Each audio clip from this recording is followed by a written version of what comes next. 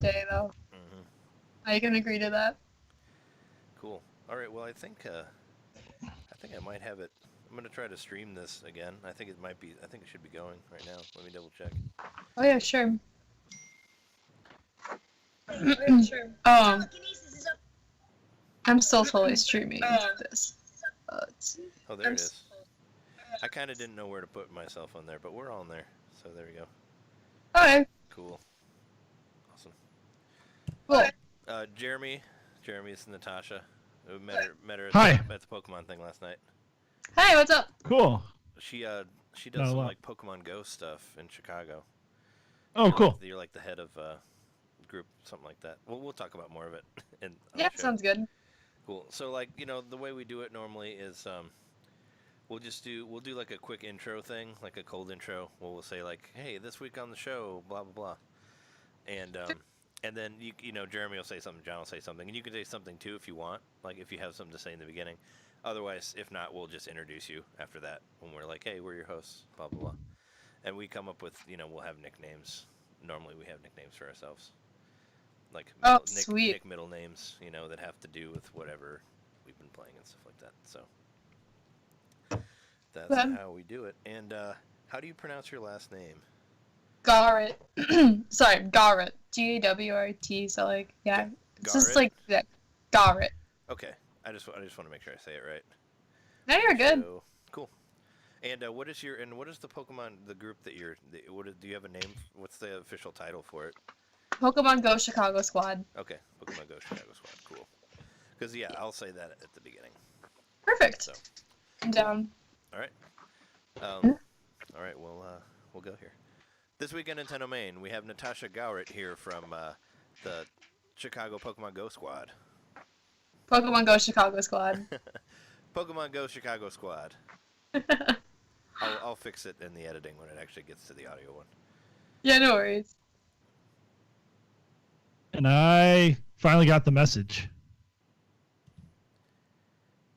And I finally beat the message. Ooh, nice. Welcome to Nintendomain Podcast, episode 148.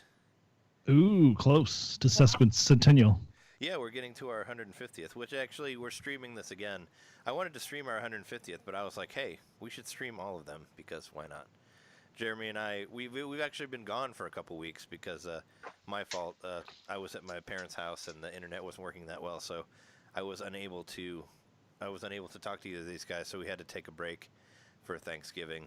Sorry for not delivering an episode last week, but we're back and we got a lot more stuff to talk about, of course, because it's been like 2 weeks, so it'll be a pretty big episode. But Thanksgiving-sized episode. yeah, Thanksgiving size with dressing and shit or something. And plenty of leftovers. Plenty of green bean casserole. Anyway, we are your hosts for the podcast. I'm Trey, the Providence of Evolution Johnson. I'm Jeremy Red Dead Credits Mikowski. I'm John, retired but maybe not. Time-hopping ninja knitter. Yeah, and we have our special guest this week, Natasha Gawrit. How's it going? Good. How about yourselves? We're good. Very well. Can you explain to our listeners at home exactly what you do? Well, you're part of the. I said it at the very beginning, but let me make sure I get this right. The Chicago Pokemon Go Squad or the Pokemon Go Chicago Squad? The second one was right. Okay. All right.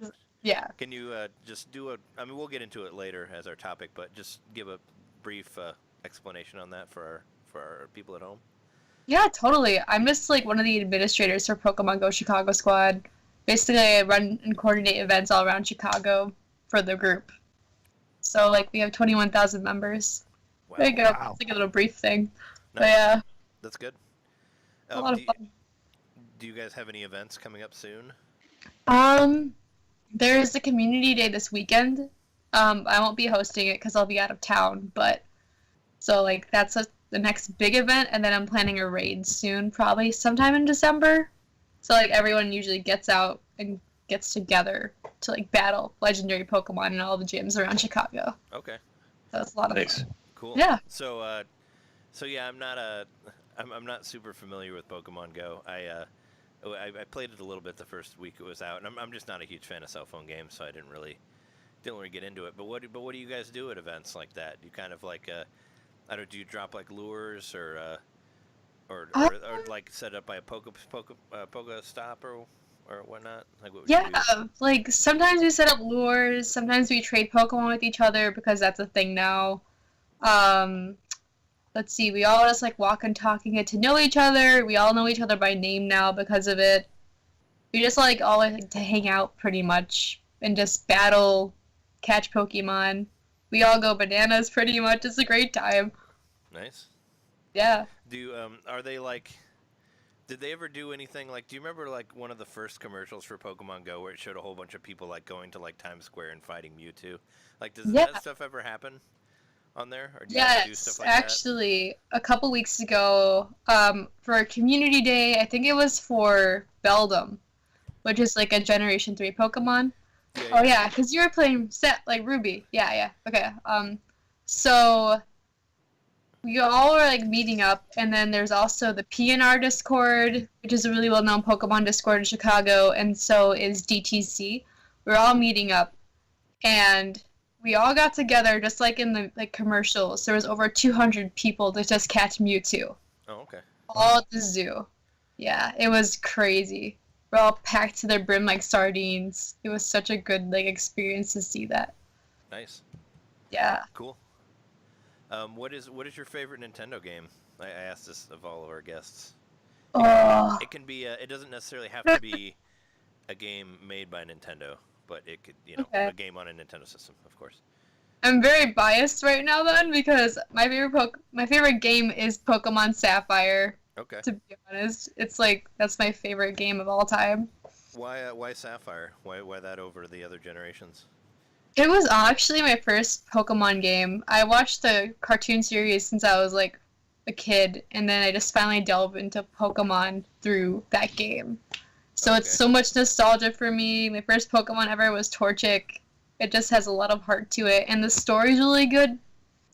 And I love the graphics too, so it just everything about that is so much like a nostalgia factor for me. Is it I mean, do you find it kind of hard to go back to, like after all the stuff that's happened with like Pokemon Moon and I mean, especially Pokemon Moon, where they like took all the HMs out and all that, and now you can just use. I find some of the other Pokemon's kind of hard to go back to. Like, have you played Sapphire since? Yeah, I actually bought a second copy of it from the exchange. Okay. I found out. Yeah, like they replaced the batteries completely. They wiped the game files, so it was like starting a brand new game. It was so nice. So I'm just playing through that right now alongside Let's Go Eevee. And it's okay. Like you're fine going back. Yeah. Yeah. It's like I actually really enjoy the graphics that they used to have compared to like the 3D stuff they have now. Sure. I will say the best 3D graphics for Pokemon would definitely be like Let's Go Eevee and Let's Go Pikachu for Switch. Mm-hmm. Yeah, it definitely looks, and we'll talk about more of that, of course, for the topic, because we haven't really recorded ever since Let's Go came out, so we haven't really been able to talk about it. Okay. Impressions and all that, but yeah, it definitely looks. I feel like the character models are the same as the 3DS one, but it looks a lot prettier. Like everything's a lot brighter and shinier. A lot cleaner too. Yeah, it's definitely the best looking of them. Did you get into the 3DS remake of Sapphire, or were you? I did. It took me a really long time to beat it because I was in college at the time. Sure. So like, I did beat it. I remember being like so confused when I think it was Marvel City, because like it used to be like a flat plain area with like the bike store, and now it looks like a giant shopping mall. So that was like really hard to get used to because I was like, wait, what happened to this city? Yeah. But it was actually really well done, I think, for a remake. Oh, okay. Especially with the Deoxys at the end, which was interesting. I forget. I think I got the Ruby one again because I had Ruby for Game Boy Advance, and I also did get the remake, but I didn't play it for that long. Like it was kind of, I had a hard time getting into it, but yeah. Have you been playing anything like recently aside from Pokemon Go or Let's Go? I've been playing this JRPG, which is kind of all turn-based, called Blue Affection for PS4. which is totally outside of the Nintendo realm. That's I'm fine. playing that a lot. It's so good. Yeah, Not heard of that one. I forgot to look. I was gonna try to look it up because I hadn't heard of it either. Oh, okay. Is it? It's like Is it oh, go- fairly new, or when was I it think released? it dropped around 2013 or 2015. I didn't know what it was either until one of my best friends told me about it because he thought I would be really into it. And it's like basically like you play through an anime pretty much. It's so good. The graphics, they didn't have much of a budget, but the graphics I think are outstanding. And the whole battle combat's really interesting for being turn-based. But it's like I think I love it so much because the turn-based battle style is super similar to Pokemon for me. Oh, okay. It's the most like thing I could compare it to. Do you collect So- monsters in it, or collect people for your team? No, you don't actually.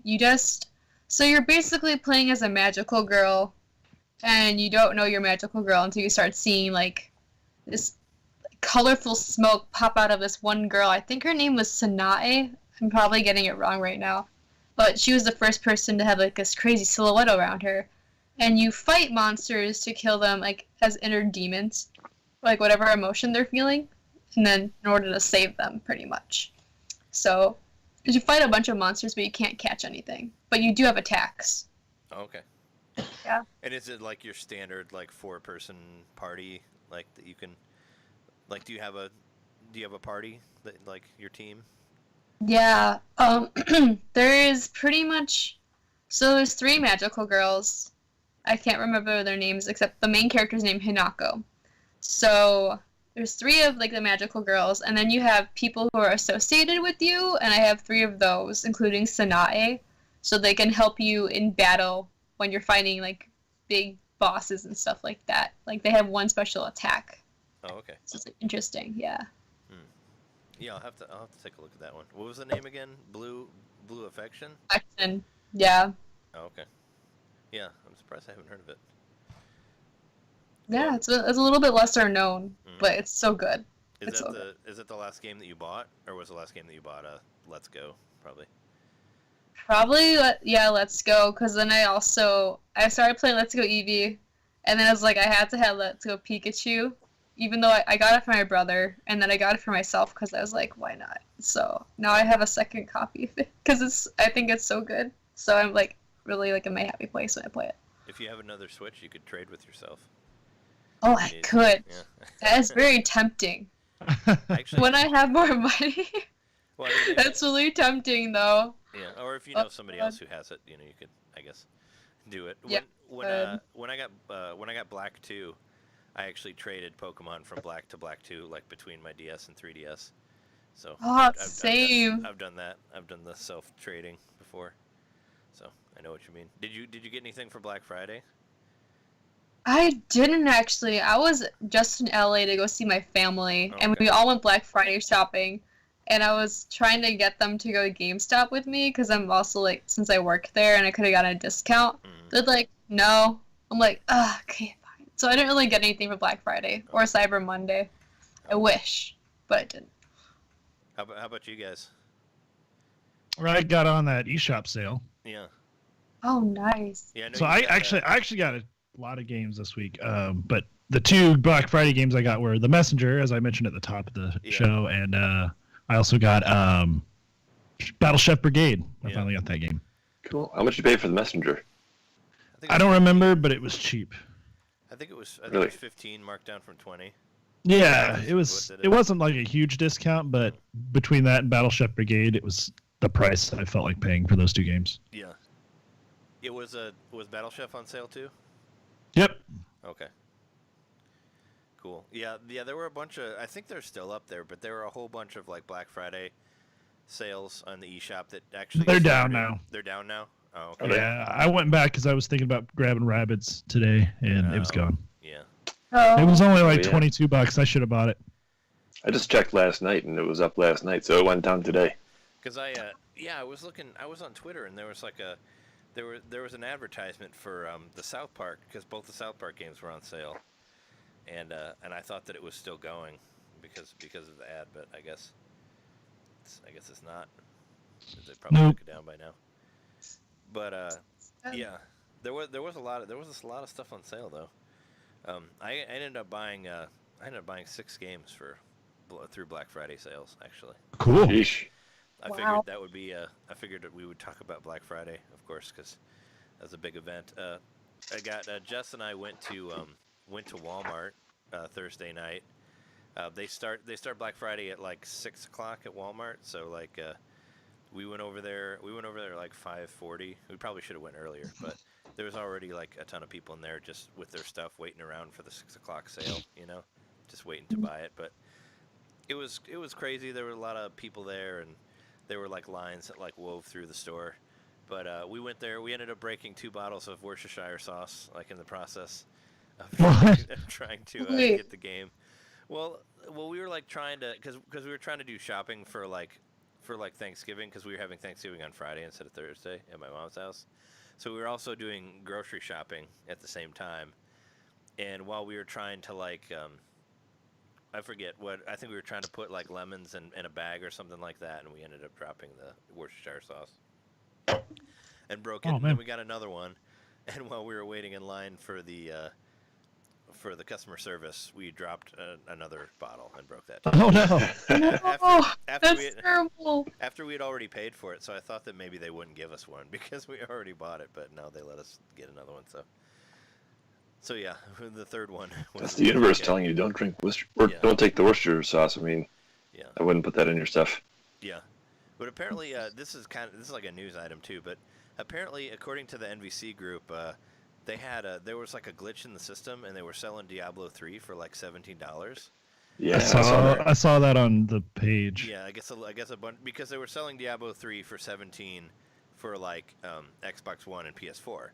So I guess it's old, yeah. So I guess it was like messed up in the system to where it was selling the Switch one for that much as well, even though it like just came out like a couple weeks ago. And I kind of wish I would have tried to get it, but I was already too like nervous about getting Starlink, which that was a whole thing, because we kind of got into a thing with the store because the game was on sale on the website, but it wasn't on sale at the store.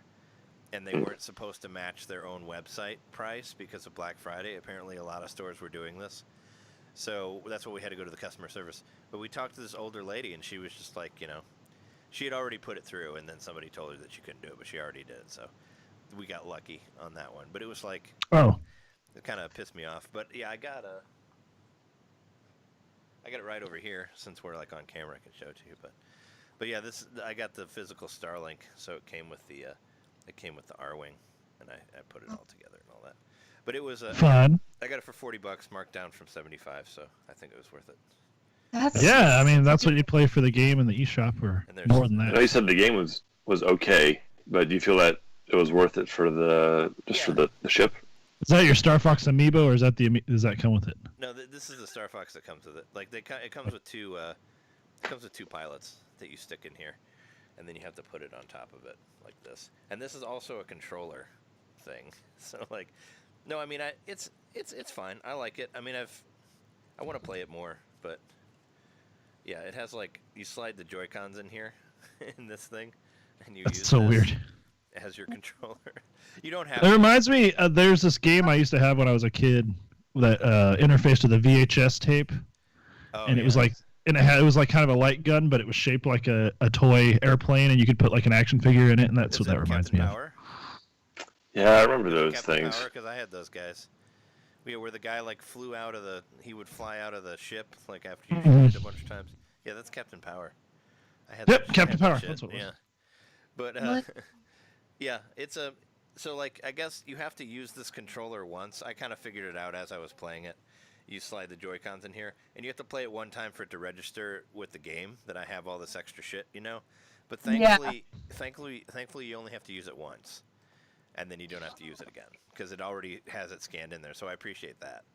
Because after, and we'll talk about it when we get it more into the Let's Go, but after certain games forcing you to play with certain things, I really like that I got the option to not have to use that crazy ship controller all the time, Yeah, so. Seriously, like, when you played with that, was there any rumble controls with it, too, for the ship? Oh, well, I mean, Like- it rumbles in the Joy-Cons that are Okay. the ones that are stuck in. They rumble, and it actually, I actually turned the rumble off because it was so loud, and I wanted to. Well, I wanted to play the game. I wanted to play the game portable, like handheld, Yeah. like during Thanksgiving, like when the family was around, I wanted to be able to play around with it, and the rumbling was so loud on it that I just turned it off because it would have been kind of annoying to anyone sitting next to me. Because every time you shoot, it rumbles. So like, and you're constantly shooting things in the game, so it's pretty much rumbling all the time. If you're not flying, but every time you every time you go faster with the ship, like that rumbles too. So it's like it was constantly rumbling. So I ended up just turning it off in the options because it was driving me crazy. But yeah, no, I like the game. I mean, I want to put more time into it. But yeah, here's the thing all put together. And There's the R-wing. It's pretty cool all looking. this stuff comes apart too, which I didn't even know. Like the wings come off, and you can buy different wings. Oh wow, that's really Wing damage. And same with same with the guns. An interesting thing, if you take both of your guns off, it'll just shoot the yellow laser beams from the game, which I think is cool. Like if you cool. if you take these guys off, and then it'll. So each of those little things have an NFC thing in them, or how does that even work? I guess, yeah, they all communicate with each other. I mean, I'm not planning on. Is there like a contact on each part? Is it NFC or is it like a kind of metal contact? Like there's a here. I don't know if you can see it, but there's a little chip looking thing in there. Do you see? Okay. Yep. I see. Got it. Yep. Yeah, Almost like the inside of a game cartridge. Yeah, and they all have that. That's one of the wings, but also, yeah, the gun has it too. Okay. Oh, As you can see there. So, that's so I guess interesting. that's how it does it. So the ship itself is communicating with the controllers, and then that's all just plugged into the ship through modules. Yeah, and same thing like the ship. Yeah, the ship has that little thing there that plugs in here, and like the Star Fox pilot, yeah, that has another one in the back there. So yeah, it's all these little I don't know, chip things that kind of look like what's inside of like the Game Boy, the old Game Boy cartridges and stuff like that. Yeah. Does he sit inside the ship? Yeah, you He stands. You stick the pilot on this, and then you put the ship on top of the pilot. So you have to have, and that's how you. Oh, got it. So Good luck. changing pilots is a lot more difficult than you would think. But I started to get into like the there's a Star Wolf mission that's like specific to the Star. Like Star Fox has his own story that you can do. And I was like in the second mission of the Star Wolf, but all the guys there were their levels were too high for me. I kept getting killed, so I had to go do other stuff and then try to come back to it later. But it's fun. It's definitely not like Star Fox at all, I would say. It's not, it's kind of more like an open world. I don't know, kind of more like an open world, like a sandbox type game. People have been comparing it to No Man's Sky. Yeah. Okay. Oh, okay. Yeah, I haven't played that game, but I can understand. Well, it is cool to be able to fly from planet to planet and like how you can leave the atmosphere and go into space. And I thought that was the coolest part. I was really impressed cool. by that. You could dive from outer space into the planet, and it was just seamless. Yeah. No, it does. It's pretty smooth. So I mean, I like doing that. I mean, it's I think it's all right. I mean, I like it. It's kind of, I don't know. It takes a bit to get into, but.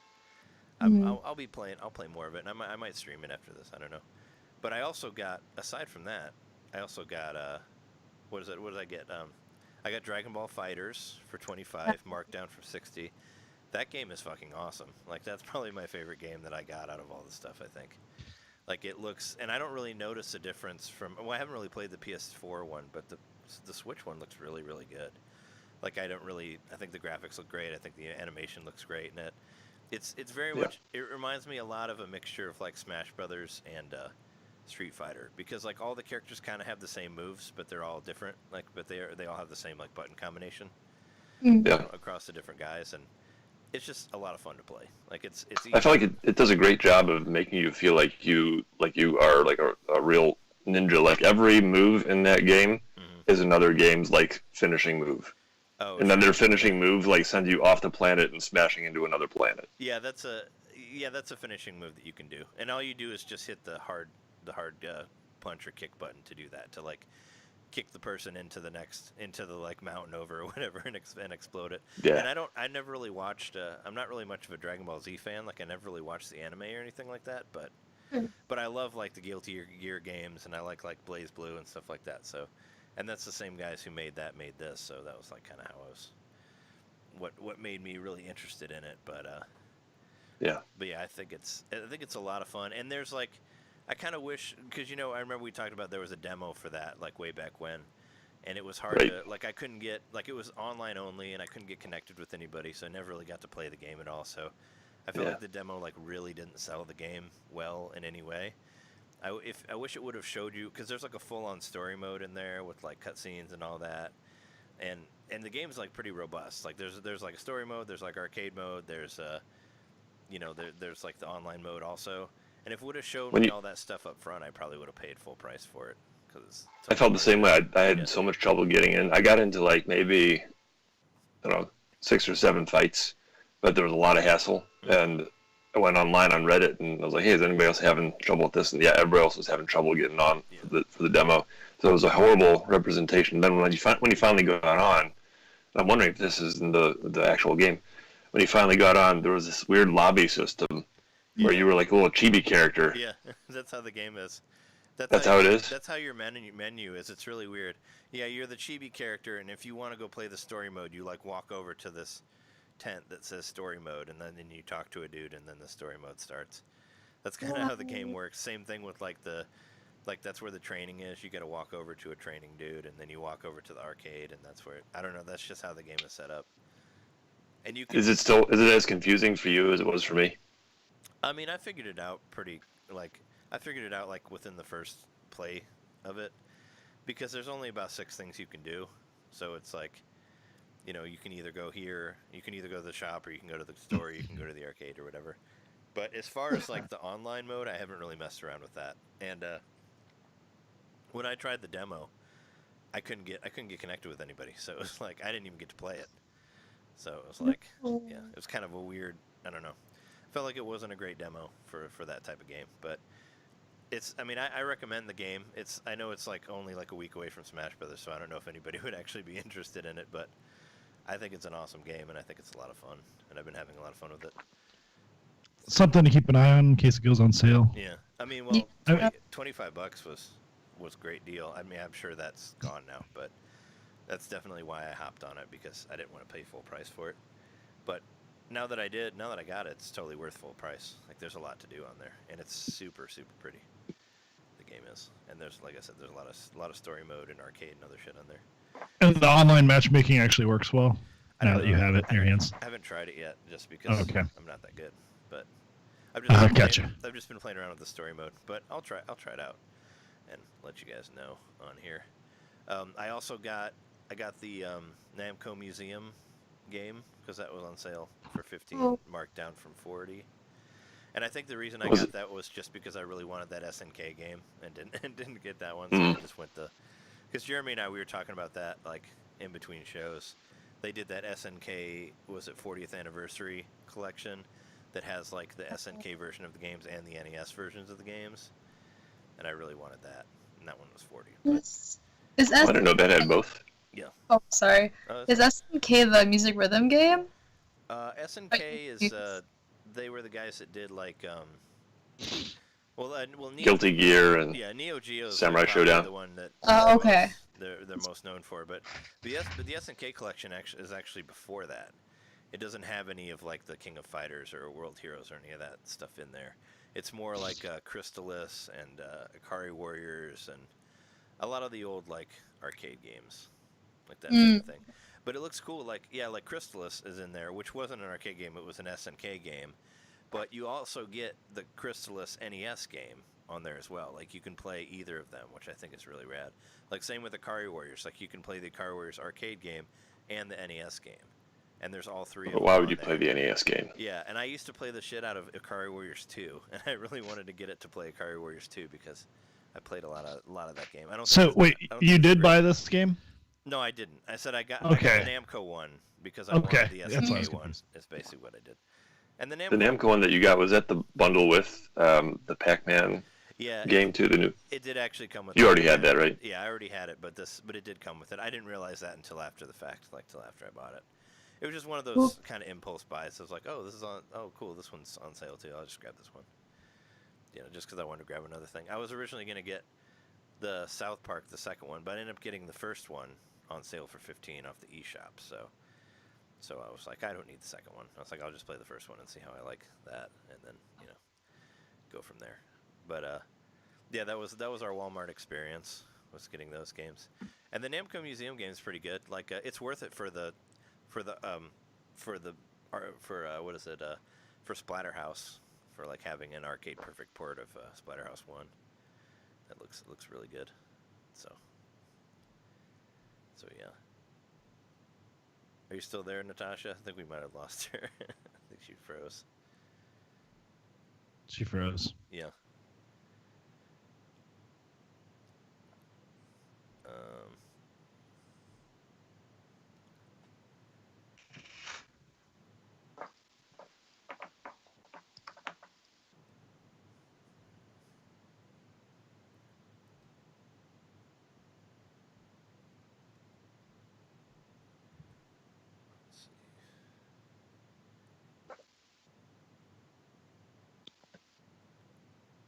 Oh, there's also a GameStop 2 blocks away from me now.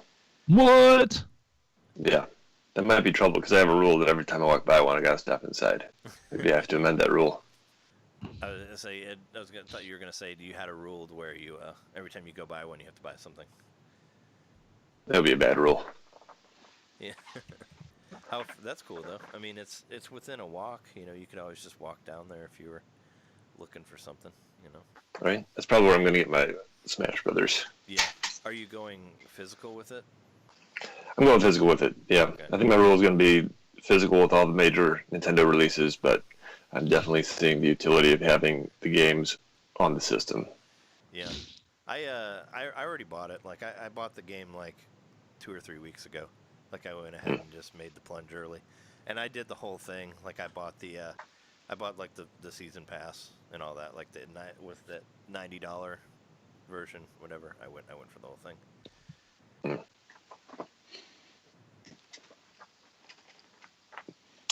I might hold off on getting the pass until the characters actually come out. Yeah.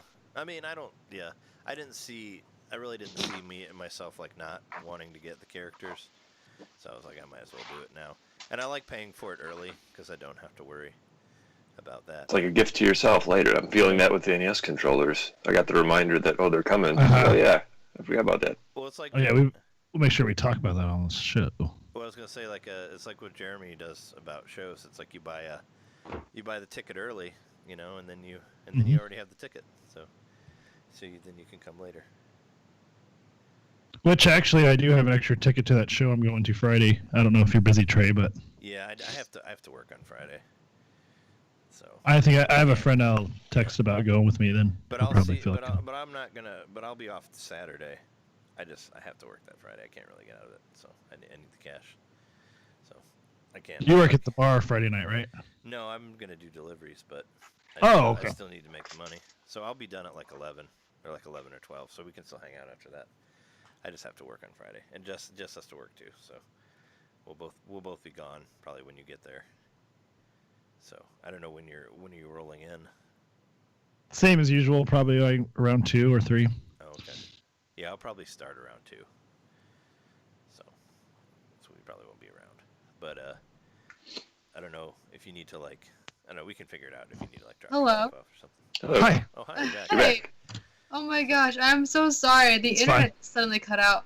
No, it happens. Trouble. Like you're It just happens all the time. your face just froze and you just stopped moving. So I figured that you got disconnected. That's basically what happens on here.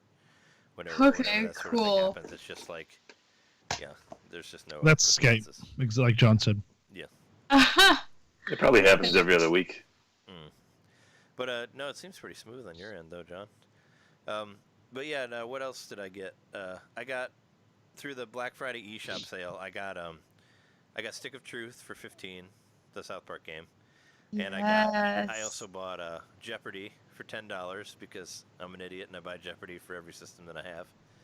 And can you elaborate more on that? I know your history of Jeopardy games, but Jeopardy? I don't know if we talked about it on the show. It's just a fun party game. I don't know. Like I've played it with like previous roommates and all that. We always would get into it. Like we played Jeopardy on. Well, Jeremy and I, we had this like disc for Dreamcast that had like all the NES games on it and like hacks and stuff. So I would play there were like 3 or 4 different Jeopardy games that came out for NES that we would play on there. So we played like the kids version and like I think there's a sports version. But I had it for Super Nintendo. I had the 64 one. I got it for PlayStation 2. I got it for Wii U. And now I have it for Switch too. But it was half off. It was marked down from 20 to 10. So I was like, whatever. I'll get Jeopardy again. So, have you seen? It was a video that popped up recently that I saw online. It's called Jeopardy. No. Someone like edited Jeopardy together really well, like clips from Jeopardy, and everyone's name is Jeff. So it says Jeopardy, and everyone's named Jeff. That's funny. Yeah, and then all the categories are Jeff. Oh wow. Oh, pardon me. They're all Jeff. Are you getting? Yeah, and then all the questions will be like, this category is Jeff. Jeff. What's the answer, Jeff? What is Jeff? That's correct. Wow. Yeah. So that was Oh yeah, and I got Persona 5 for $20 also on PS4. That was a Black Friday sale as well. And I bought a new card for my Switch. I bought a 400 gig card for $80. Oh damn. Off of 400 gigs. 400 gigs, yeah. It's a big ass card. Off of Amazon, because Amazon was having a sale as well. Okay. So, yeah, because I had a 200 gig, and I ran out of space. I was unable to download Smash Brothers. You know, even though it's not out yet, but I still couldn't download it. So I was completely out of space, and I was deleting a bunch of stuff. And actually, Brian Altano from IGN, he posted on the NVC group that there was a micro SD card, that it was the cheapest that 400 gig one had been. Do you have to re-download everything? How does that work for transferring your shit over? Yeah, you have to re-download everything. Okay. Which is kind of annoying, but it takes like a couple days, but it, you just got to kind of go through there, and you have to manually, tell everything to download, and then just kind of let it go. But I have everything. I have everything downloaded on there that I had before, plus stuff that I had deleted, I re-downloaded, so like Doom's back on there, and like Mario Odyssey, and like other stuff that I had taken off to try to save space, and with everything downloaded on there, I still have 130 gigs available. So, cool. Holy crap, so that's awesome. So that's pretty good. So hopefully that should last you about a year or less. Hopefully that'll last me like a couple months. I don't know. We'll see. I mean, I don't know if any, as of right now, I can't think of any big games and I already got Smash Brothers, so I mean, I guess it'll be till whenever the next big RPG they release on it will be, Or Animal Crossing. Yeah, I don't think Animal Crossing will be any bigger than. I don't think it'll be any bigger than Smash Brothers. Animal Crossing. Definitely not. Yeah. Unless you do something crazy with it, which I doubt. I mean, Animal Crossing is what, 18 gigs? Real time for growth. Yeah. Yeah. I mean, we don't know how big. We don't know what Animal Crossing will be for the Switch, but I don't think it'll be higher than 18 gigs. I don't know. We'll have to see. But yeah, and there's not even a release date for that either. So. I think it's like April. Did they give? I didn't think they gave a release date. Like all they did was show. All they did was say that it was coming out. That was all we got. I think they did say 2019 though. Yeah, they did say 2019. Yeah, they said a year, but no, like it wasn't like No. winter. Like a month. Like that. Plus, even if they did say a month, I wouldn't believe them because Yeah. 'Cause they that's just don't. how it goes. Yeah. Regardless, let's start telling them that they said April, and then maybe they'll put it out early. You said April. That's the way to do it. Yeah. Right. You said it was going to be a huge file size. Exactly. Yeah. Now give us details. Yeah, it was just. You said there was going to be a full virtual console hidden inside the game. Yeah, right. Yeah. Yeah, they Thunder should. 3 on every console. They need to make it like Animal Crossing on GameCube, where like you get a game Right. with it, and the game is Mother 3. But it's just the title screen. You can't play it. They're just gonna keep twisting the knife on you. You can hit start forever, but nothing will happen. And your character just gets really despondent after they play it. Yeah. Yeah. So, yeah, when you were gone, John, I mentioned I bought a new card for my Switch. I got a 400 gig one now, so. Nice. You're good to go for a while. How many cards is that for you now? I don't know. I don't even want to talk about it. I don't know, 3, 4, maybe. Oh my gosh. That I've gone through. Yeah. Well, I mean, I got a 100 one, and then I got a 200 one, and I had like a bad one that didn't work that I ordered from Amazon that was supposed to be good, but it wasn't. So, you know. And actually, no, it wasn't even from Amazon. I bought it from Target, and it didn't work. Like I didn't even order it. You know. So I had a whole bunch of card problems for a while there, and then I finally got a good 101, then I got 201, and now I have a 401. So when you buy so many cards, how do you keep track of which game is on which card? Like, I want to play whatever game I got last year for some reason. How do you know which one? I only use one card. That's how. That's it? Yeah. I mean, why would I? I don't need to use any of those older ones. They're just collecting dust, you know. Oh, so you don't like... Oh, I got it. So you're adding all your old games onto the bigger card. Yeah, it's like when you... Yeah, no, I'm not going to switch cards to play, like... I don't know. To play, like, World Heroes or something that I bought way back when. No, I just re-download everything on the card. So with everything downloaded on it, I still have 130 gigs open. So hopefully that'll keep me for a while. And that was when I got to re-downloaded Doom and Mario Odyssey and all that stuff. But yeah, that was my Black Friday purchases. I had 6 games and a card, so I got plenty to play for a while there. Did you guys get anything else within the? Well, I got Katamari Damacy Reroll, the demo. Oh, the demo. Yeah. Okay. The demo? That's still not that choice. You can you can download the demo. I think you can only do it through the Japanese eShop, but only on the Japanese eShop. Yeah. But but when you get it, it's all in English. So when you play it, like everything's in English. Yeah, totally playable. That's crazy. It's only one. It's just one level, but yeah, it's just the first stage. Yeah. But the music's there. I think that's the part that I was most impressed with. That it's the demo, but you get the full intro song. Oh yeah. And you get the full intro. Right back. You get that beautiful opening cutscene, which I actually I did the 30-second record thing and put it on Twitter like once I saw it, through so you can already do video capture on the demo, so that's cool. That's awesome. Yeah, and I think like you, I had trouble with the controls at first. I forgot how weird it was. It took me like 5 minutes to get used to like, how do you turn again? And then after a while, when it snapped to, it just like, oh, now I get it, and then I'm back to playing Katamari.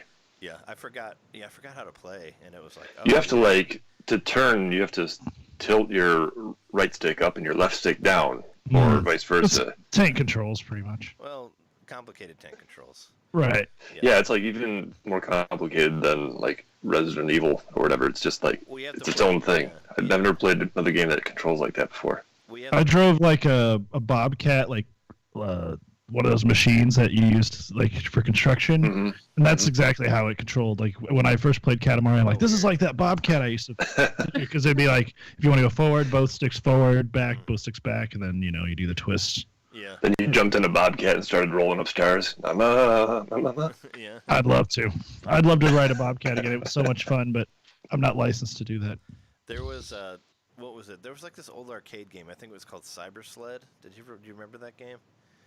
It was the same thing. No. It had 2 joysticks, and like you controlled it the same way as Katamari, where you had to push both of them forward to go forward, both to the right to strafe, and like so on. And I think it had like two different things that you sit on, and you're both in the same world, and you move around, and you like deathmatch each other.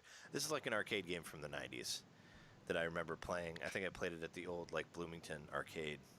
Tilt is what it was called. But yeah. Cyber Sled. If anybody remembers that, send us an email, Nintendomain Podcast at gmail.com. Let us know about Cyber Sled. But yeah, no, it reminded me of that game. But yeah, isn't that releasing the same day as Smash Brothers? December 7th. They're trying to destroy my wallet. I don't know what. That and the Genesis game.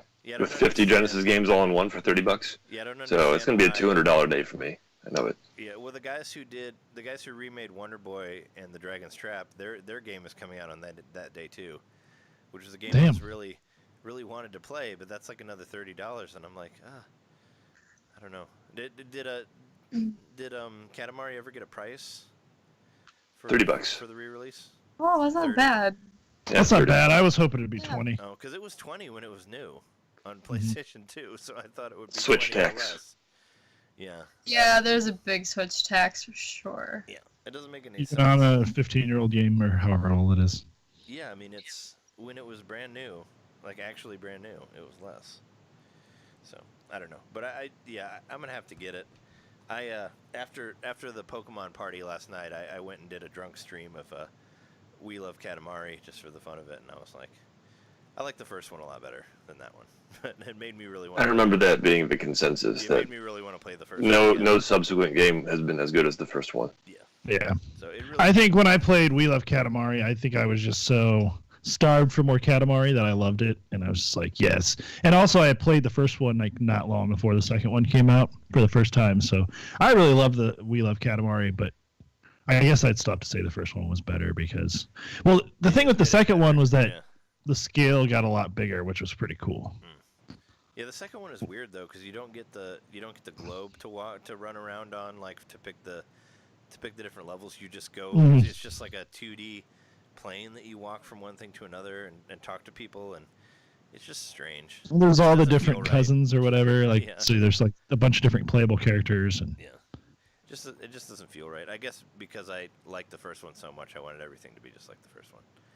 So, but yeah, I can't wait to play it again. Yeah, $30 comes out the same day. Yeah, so like that was it like that and Genesis and I think that Monster Boy. Oh, no, that comes out a couple days before. But the Monster Boy game, Monster Boy in the Cursed Kingdom, which looks really cool, comes out, and that's $40, which is pretty pricey. And there was another one, Guacamelee 2, like comes out like a couple days after that too. Oh. So that's supposed to be great. So and here I am not even knowing if I'm going to be able to afford Smash. well, so who's gonna play Smash with me like the night that it comes out when I downloaded Player 11? We could play I it. I mean, if I can, I will, but it's going to be right when I get done with my vacation, and I'm like Yeah. strapped for cash. Because John, you're getting the physical one. You won't have it till Friday. I wanted. I'm gonna get the physical one. I Yep. was gonna do a stream of it that night, and I was hoping that one of you guys would have it. We'll see. But if you get it, are you getting it digital, Natasha? No, I'm getting it physical, but like GameStop is doing a 11 p.m. like release of it. Oh, okay. So if anyone has, Oh, really? yeah, Okay. I was just mentioning, when you were frozen on Skype for a second there, Natasha, that I moved 2 blocks from a GameStop. So, hey, yeah, could be a problem for me. But hey, all right, That would be a 11 huge p.m. problem for me. You can Do make you know if that's a nationwide release, 11 p.m. for it depends GameStop? on the store and whatever the district says in that pump. Like where is your GameStop? I guess Long Beach, California. Long Beach, California. Is it in a mall or is it by itself? It's like it's kind of by itself. I mean, there's like a big outdoor strip mall. Oh, okay. So that should be fine then. Just call ahead and see if they're doing an early release. Because if it's in a mall, they usually say no. So Yeah, because you'd have to get into the actual mall to get to the store. Oh, Yeah. sure. Oh yeah, it's outdoors. Yep. yeah. Yeah, Okay. you should check it All out. right. Maybe you can get a midnight release from them. I mean, it's right next to your place, so you could just walk there. 2 Yeah. blocks away. So yep, Yeah. I'll be all right. You might even get it earlier because you're in California. So Hey, true. Well, if they're gonna match, are they trying to match the digital release? Is that what they're doing? Because I know it releases Eastern time midnight, but it releases here at 11, and it releases at 9 in California. Is that why they're doing that? I actually don't know their strategy behind that because I know the whole Switch thing was always midnight on the dot for like their releases of games, but for like Nintendo in collaboration with like game stores, it just depends, I guess. Yeah, yeah.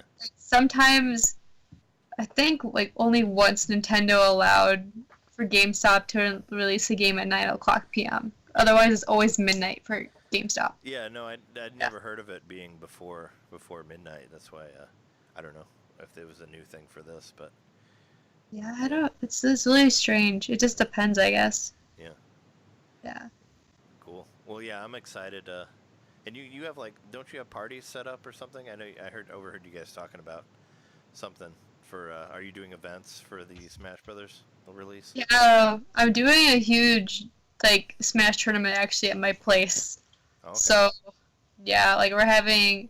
That's all gonna be strict like Smash rules because we're all those kind of people. So like all like Omega stages, like 2 stocks. I'm gonna spend so much time unlocking characters the night before when I get it though. Yeah, I'm wondering. So I also make sure. Do you know how long it's gonna take for that? Like, as I overheard the party last night, somebody was saying that you should be able to unlock them in a couple hours, but just playing the game or like through the spirit mode, or does any? Know? There's a solo mode. I think that's how you're gonna have to unlock all the characters. Mm-hmm. So apparently, like I saw it. It's really supposed to be similar to like Brawl's solo mode in a way. Yeah, but not. That was my favorite. So I think that's how you have to unlock characters. Yeah, but then again, you have to unlock like, is it 73 or 74 characters total? Yeah, right. Yeah, 74 total, and that's not counting the Pokemon trainer as three people. Yeah, it's not. As is. But I guess with the 6 extra added characters, that'll be 80 total. So that's a lot of people to play as. I think they're going to 100. I said it before, but if they're going to keep doing these passes and everything, and 5 characters per pass, whatever, I think they're going to go to 100 characters. That's a whole nother 20 on top of what they're already doing. Sakurai is going to like die of a heart attack by the time that the 100th character is going to be the 100 emoji. I figured. Right. I thought you were about to say Waluigi. Yeah. I was like, wait. The 100th character. And Sakurai just shows up as a spirit. Wait a minute, he died. Oh my gosh. It'll be the it's gonna be the ghost of Sakurai. That's basically what that character will be. He's like, I'm gone now. You can play as my spirit form. Yeah. Hope my sacrifice was worth it. But seriously, don't leave a Sakurai. And don't feel like you have to make 20 more characters. He looks too young. Just make them all Waluigis or something, and they'll just die whenever you pick them. They'll just fly off the thing. Are you a pro Waluigi person, Natasha? About character? How do you stand on that big thing? I honestly, if I had to choose out of everyone, I'm definitely like Mario. Or like, if you want to get really nitty gritty, I want a Shy Guy because that's my favorite Mario character. Well, I mean, I'd be more. He'd be an interesting character, right? I'd be more behind Shy Guy than Waluigi. I just don't understand. I don't get all this Waluigi, like why everybody's just like, why? Like I don't think he would be a good character to play. Why? I think it's because they have Mario, they have Luigi, they have Wario. Yeah. But I think that's why. So like I remember people being so mad when they announced Ridley as a playable character. Yeah. Which was insane.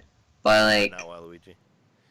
Yeah. I think it's just because he's the last one, just like you said, out of the whole group. But he doesn't do anything. But he doesn't have it. On the other hand, he sucks. So keep him out. He would be a bad fighter.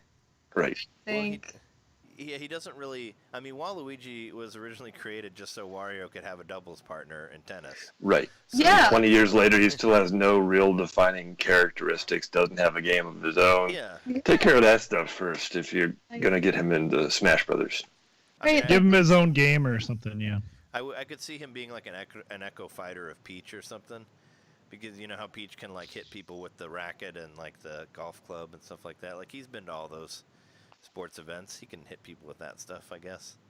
He could. But I don't see the appeal of having him in there. And he doesn't really have anything aside from his roses, I guess, that he like the rose stem in his mouth. Like that's about the only thing I can think of that makes him like he could be like Tuxedo Mask and like throw roses. Yeah, exactly. Yeah.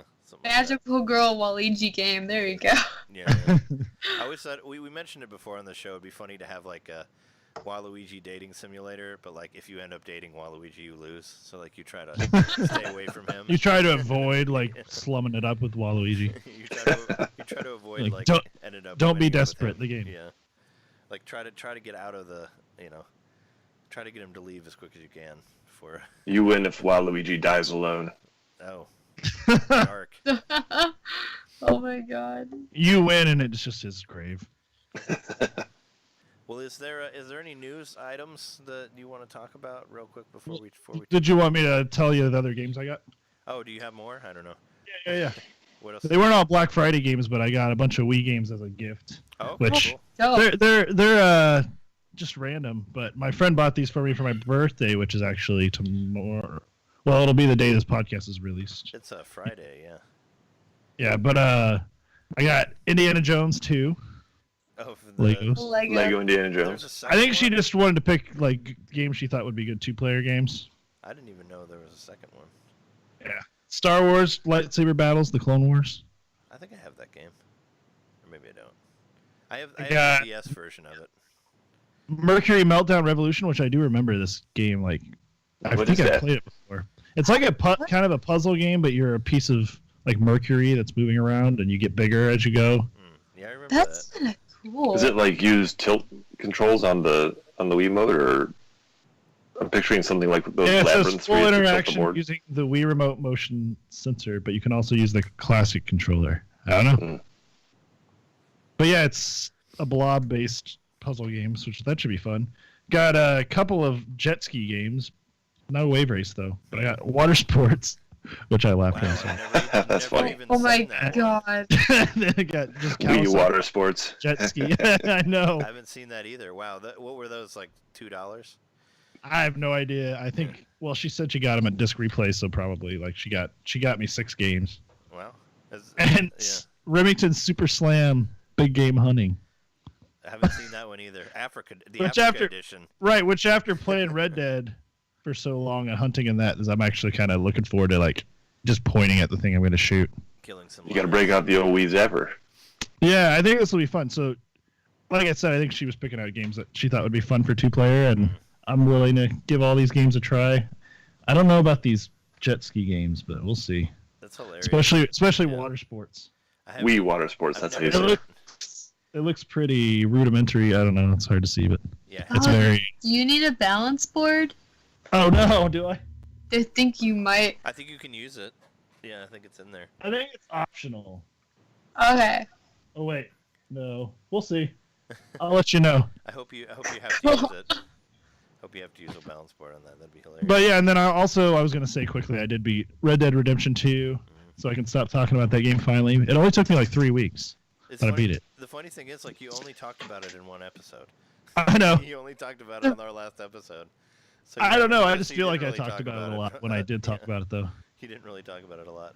Well, actually, Now, the online starts tomorrow for that game, right? Or Yep. soon, Friday. anyway. Wow. Friday. speaking of beating stuff, I beat Ys 8. Whoa! That was Nice. my, All right. Yeah, I beat it like right when Jeremy was leaving. Like I stayed up and beat it, and I got done with it like right when you left at like 7 a.m. What's your total hours count on that one? 'Cause you've been playing that for a while. It was 50 something. I think it was like 55, 56, which isn't that long, I guess. But for me, that's pretty long. But it's nice to beat a game that long. Finally, I felt like how Jeremy felt after he beat Octopath Traveler. Like I felt so free. And I beat it right before Let's Go came out, so I could just jump right into Pokemon. I still need to play more of Octopath Traveler. Yeah, I tried going back to it, and I had a hard time getting into it. Probably because I don't know where I'm going anymore, because I haven't played it for like months. Well, to be fair, the game doesn't have a whole lot of like, I don't know. You should be able to figure out pretty quickly where you're supposed to go. Sure. Yeah. No, Because it's pretty linear as far as how each of the stories go. I honestly played it for like a second. I played it for like 5 minutes, and I'm like, I don't know. I don't know where I'm going anymore. It's fun. Some of those battles take a really long time. So once you like grind to get to the level you want to be, which is what I did, I used a lot of like the experience. What the hell it's called? Where I multiply the experience by 100. The dance. Yeah. Oh, Bewildering Grace. That's what it's called. Yeah, that one. So I'd use that. I'd get these crazy bonuses that would like raise me like significant. Like at one point I think I went up like 8 levels in one thing, and this is like late game too. So these I shouldn't have been leveling up that fast. But when that happened, then I just started running away from all the battles, and the game became a lot more fun. Even though you're supposed to enjoy the battles, Well, I was just getting a little worn out by them because they take a long time. Yeah, I mean that's not really how a good RPG should be, though. It shouldn't be something where you don't want to battle, because battling is like 80% of the game. Well, and that's why I haven't beaten the big bad yet because that's just a battle. Yeah. Well, you didn't do the post game stuff, but you did. Right, exactly. Yeah. Like I tried a little. Like I tried one of the post game raids on ease, and it's like everything's like level 99, so it basically wants you to grind up to that, and I don't like grinding really. I like RPGs, but I don't like grinding. So it's like, so I'm not gonna go around and. I like grinding, but then once I get to the level I want to be, I usually do kind of lose interest a little bit. Like I'll still see the game through, but it kind of loses some of its glamour because you're OP all of a sudden. Yeah, I don't know why you like grinding. I always have. I don't know. I think that's the most boring part of RPGs. I mean, I play them for the story mostly. So, same though. I always enjoy a good story. Yeah, because I played through. I mean, I was on a. I mean, I'm still kind of on a Dragon Quest kick, but I tried to play through all of the Dragon Quest games. Like the only ones that I haven't beaten are like, what was it, 8, 6, 9, and 11. I haven't beaten, but all the ones I played before that, I never really did any grinding. Like I mostly just. I mean, I don't run from battles though. Like I just fight all my battles, and most good RPGs, I think, if you fight all your battles, you should have enough. You should have a high enough level to to be at the right spot whenever you get to it. So. I think it was on Axe of the Blood God that I heard them talking about, like, they're specifically saying, like, well, don't grind, like, face the challenge of the enemy earlier. I mean, that's the fun when they're harder, and you'll have more game. fun with the game because you'll have to use your wits and your tactics a little more instead of just being really strong. Yeah, I mean, that's how I like to do it. I mean, I don't. Which I do too. Don't get me wrong, I do too. But when the battles start to get super repetitive. I figure out if I'm going to be dealing with these repetitive battles anyway, I might as well just get the levels now, and then I can run away from the battles after that. I really wish that Octopath Traveler would have been more like Bravely Default, like in the way to where you can speed up your battles, you can turn all the battles off, you can you have a slider to that can determine how often monsters attack you and stuff like that. I kind of wish they would have gone the full route on that because I don't know. Coming back to it, I kind of I don't know.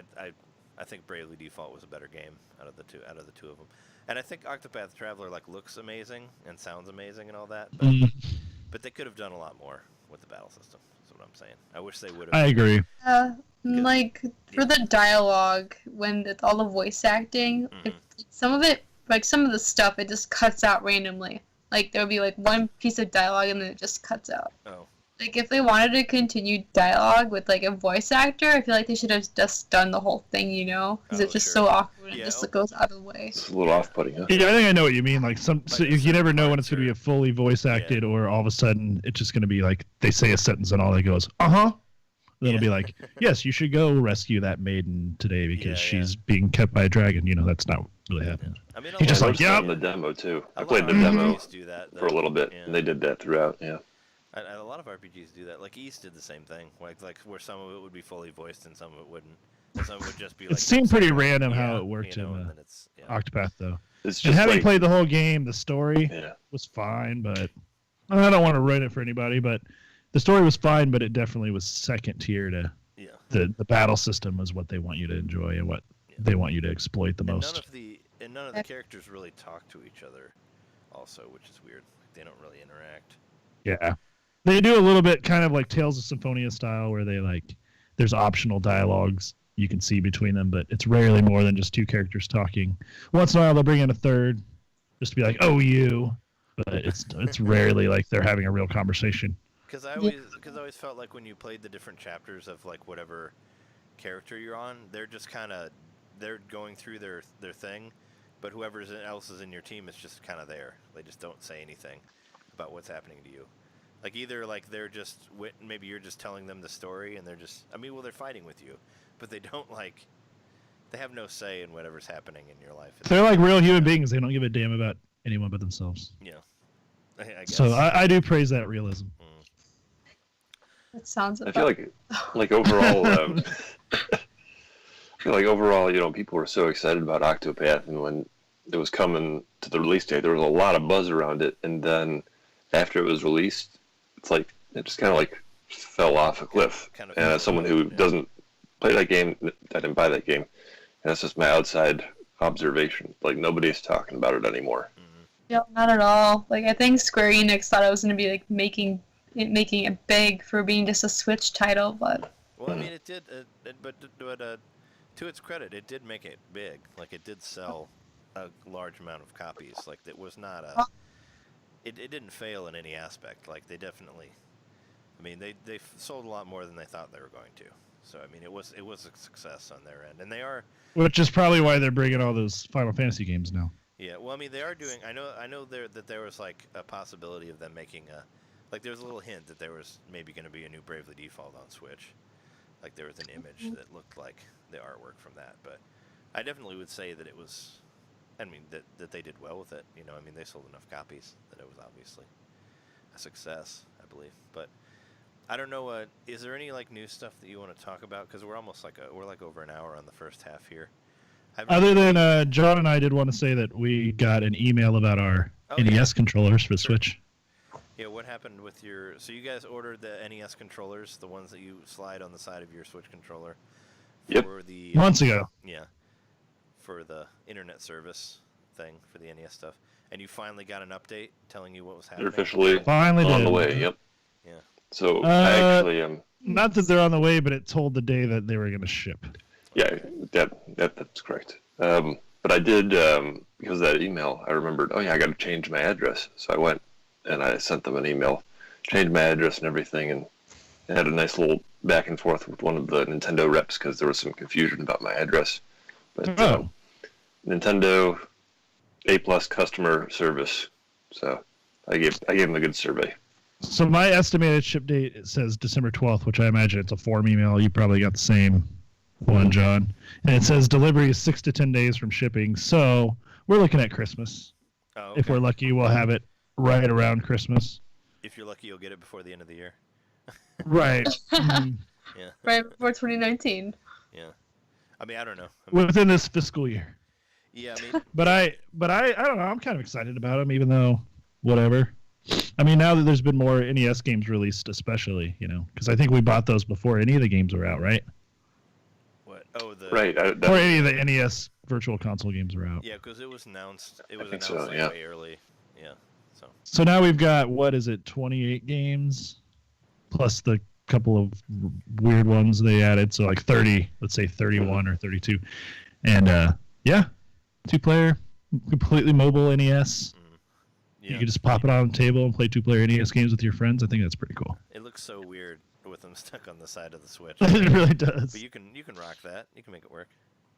Which, if you go to my Twitter, my banner is my mock-up of what the Virtual Boy would be like if they did the same thing. Oh, yeah. That would be pretty hilarious. What I said my middle name at the beginning, just to clarify it, the Providence of Evolution, that was like one of the bosses from Ys 8, by the way. You fight the Providence of Evolution, then you fight the Origin of Life. So they get pretty deep there at the end. And the Origin of Life is actually a secret boss, because I got like the 100% ending. I mean, I didn't get all the 100%, but I got the better ending where you got to play that. Do you have to fight Dana's Lacrimosa at the end? No, you don't. Well, you kind of do. I mean, Origin of Life is like the Lacrimosa I guess. So you do that. And Donna, like, I think she ends up becoming one with the planet or something like that. The ending of it's kind of strange. Like it's like the end of Powder. I'm not really exactly sure what happened, but yeah. Not as bad as Powder, but yeah, something like that. What is a Lacrimosa? What? What is a Lacrimosa? Well, it turns That's what I want to know. Does it explain that? Right? Well, it turns out in the game, the Lacrimosa is actually the eradication of that species, is what the Lacrimosa is. So Donna is the last of her species, because it's an extinction event. Has been lacrimosed. That's basically what happened. And there's these other characters called the Wardens, and they are also the last of their species that has been lacrimosed. That's basically what happened. So, and the people who eases, the main people, like Adol and his crew, they were supposed to get lacrimosed as well. But Donna, like, she, like, basically, she stowed away inside of this life tree so she could live longer to talk to Adol later. It's very Japanese, and not all of it makes that much sense. But it's a lot of fun to play, so everybody should play it. It's a great game. Yeah, like, that's interesting, because Lacrimosa is actually is a song by Mozart. I know. Yeah. Oh. Yeah, it's like, So it's interesting that they chose that for the game. Yeah. Mozart stole it from Dana. It's almost like a Castlevania title. Lacrimosa of Castlevania Lacrimosa of Dana. Yeah, for sure. Yeah, it could be like a Harmony of Dissonance, something like that. All right, well, let's On the subject of beating games, though, I do have to mention, because I mentioned that at the beginning, I beat the Messenger. Woo! Yeah, John made it through the Messenger. Have you played the Messenger yet, Natasha? No, I haven't. I actually don't know what that is, so please explain what Sure. that is. Sure. The Messenger... For you and for anybody else listening who hasn't played that game, it's basically a retro throwback to the Ninja Gaiden games, but that's where it starts from. It evolves from there into something much bigger. It becomes kind of a Metroidvania, where you travel back and forth through time from the 8-bit era to the 16-bit era. So you're in the past and the future, and the whole graphic style, the sound style, all changes fluidly with the game. Yeah. You can jump through these time portals. Like in one level, you're zipping back and forth from 8-bit to 16-bit, all the while you're doing these cool ninja moves and jumping. Spoilers. It was Spoilers. in the trailer. Yeah. Spoilers that were included in the trailer. Yes. I kind of wish they wouldn't. Have told you that. Wouldn't that have been really crazy to find on your own? A cool surprise. Like, Yeah. You didn't know because the game is very much. It starts off to look like an NES game, like 8-bit, and then you fall into this time chasm, and you basically wake up in the future, and it looks more like a Genesis game than an NES game. So Wow. that's kind of. But then you get to a point where you find these little time gates and stuff where you can kind of go from one to another seamlessly, and there's like puzzles around that. But it's a cool game. It has a really good soundtrack, and it's been The writing is hilarious. Yeah, the writing. I like how it's laid out. Like it's very approachable in that even if it's hard, there's enough save points seem fairly liberal, and it saves in that, so you can resume that point in the level. You know, it's not just a checkpoint for when you're in the level. Yeah. And I also like that they got rid of the whole live system. They put in something a little bit more creative. With this little guy who comes in and steals these time shards from you. You collect time shards throughout the game. Yeah. And if you die, rather than having your life taken away, the guy, he takes the time shards, which is basically your currency for a certain amount of time. He's like this little demon thing, and he says that he saves you every time. But yeah, for a certain limited amount of time, you won't be able to gain like the coins for the game, so you won't be able to like buy the next upgrade as soon. Like he'll take a certain amount from you and then disappear. And I know I guess it'd be sort of spoilers, but did you get to the part when he takes off, John? Do you remember that part? That was like one of my favorite parts of the game. You run into that giant monster that chases you. Yeah. Did you notice that the demon, like, he leaves? Like, he just takes off? The animation, he's just like, his eyes get big, and he's like, oh, I'm out of here. Yeah. Yeah, I love that part. Because that's the one time where he doesn't take money from you. Because he gets so freaked out by the monster that he just, like, he just disappears. I thought that was a cool... He says some funny stuff, though, yeah. I thought that was a nice... Yeah, every time you die, he comes up with a new zinger to insult you. Like, I've said it before, but I think my favorite one was still that one, like when you fall in a pit. Oh, did your brother tell you that was a secret passage? Yeah. I like it. He was like, stuff on there. He was like, sorry about all the pain. I had to make sure you were dead or I'd get in trouble. Yeah. Right. Or he was like, your timing was perfect. It was my turn to buy a round. Right. Nice. There's one cool thing I noticed about him, a little detail, is that when he paused the game, because he sort of exists outside of time, but when he paused the game, he's the only one that still moves around, the only moving object. I thought that was like such a cool little detail, emblematic of the quality of this game. Yeah. They just thought of every little thing, and it's a great game. Yeah, they do. I'm loving it so far. I just beat the catacombs, so I'm still real early on, but the bosses are cool too. I love the really two bosses I fought just have like cool attack patterns, and there's a little puzzle to how you beat them. Yeah, the sprites look great too, like the giant sprites for the bosses. I think overall the game is it's like a 12-year-old boy's fever dream of what's cool. You're like a time-hopping ninja badass. It's just amazing. It's a great game. And the style, the art, music, everything. I can't recommend it enough. Sure. I'll check it out then, because now I'm like really interested in this game. It's cool. It's cool. You should check it out. Yeah, a lot of people.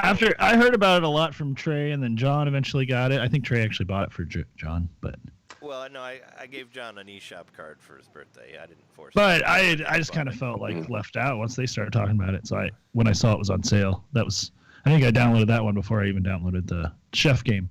Yeah. Though I do really like the Battle Chef Brigade game. It's a lot of fun. I think Messenger is more of a pick up and play game. It's not going to take as long to learn. And it kind of reminds me a little bit of Shovel Knight, to be honest. At least as like kind of in like, it's like easier than that, but you're not like pogoing around, but you're collecting a lot of money, and then money is used as your life, kind of. And yeah. And then there's those little portals that kind of remind me of the checkpoints in Shovel Knight. Yeah, there's some similarities, I'd say, for sure. But it just looks like an old school 8-bit game. I mean, that's probably more what I'm thinking. I think like in the sprite design as well, and like the soundtrack is amazing, which the soundtrack is amazing on Shovel Knight also. So yeah, so it's amazing on both.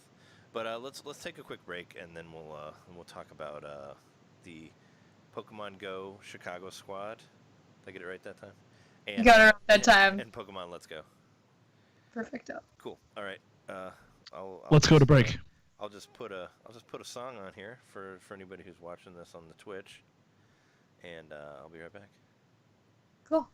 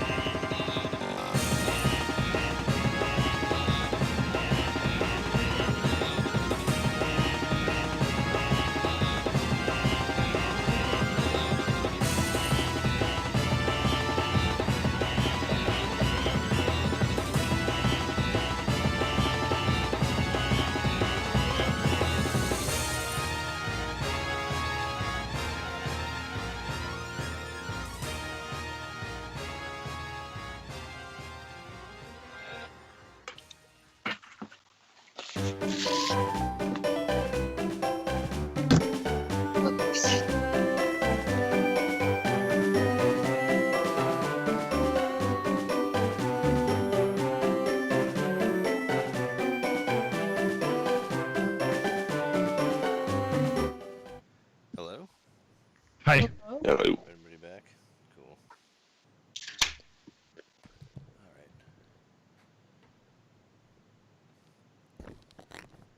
Alright, so do you want to talk about Let's Go first, or do you want to talk about the Chicago squad first? Either way, I'm totally fine with whatever. Like, what? You're right, talking about the Chicago squad, and then, because that's going to be, like, where Pokemon Go all started, and then compare it to, like, Let's Go, maybe? That would make sense. Totally. Sure. So, how long did it take? I mean, when did you guys start the squad? Like, was it right when the game came out, or was it, were you planning on doing it before? Like, what was the origin of the group? So, my friend Danny actually ended up starting the group, and I was added as an administrator much later. But the group took off, like, around the day that the game had started. So that was back in July 6th, 2016. So that's when the group really took off. And then I had my own Pokemon Go group that I made called Poke Unite. But that was, like, what I was doing for the longest time. We got a lot of members, but it was mostly, like, friends of mine. And then, let's skip a bunch. Like, actually, it wasn't until August where I actually became an official administrator of the Ghost Squad after being part of it since 2016.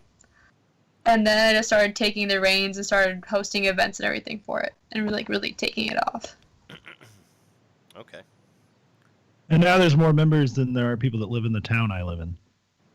It sounds like. Well, Did you say like 31,000 or something? 21,000. I think That's still probably going out close to. every single day. Yeah. Wow. That's a lot of folks. Yeah. Yeah. So it's insane. So I take it there's probably like a couple. I mean, you have a few different people that handle. You have like how many people handle the group like all together? Like. I think there's. Let's see. There's 4 administrators, including myself, and then there's 3 moderators. Okay.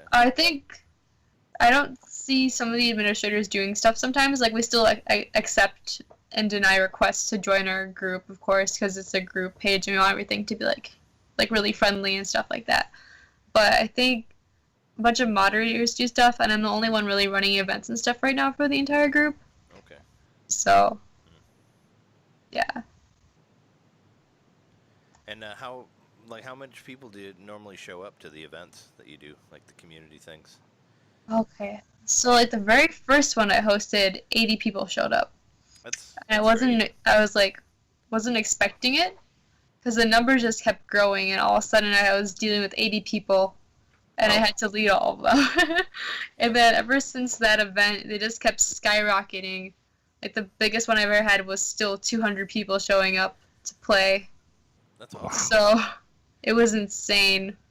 And then you have to keep in mind that you have to split everyone up and everything, and you have to tell people what to do and stuff. So I was like, I had to use like my really big talking voice, split up people into Instinct, Valor, and Mystic. Yeah. And yeah, it's like, and just go ham all around Chicago trying to find stops and stuff. And they're all asking you at the same time what to do and everything like that. I'm just like, okay, we can just totally go this route. You guys go that way.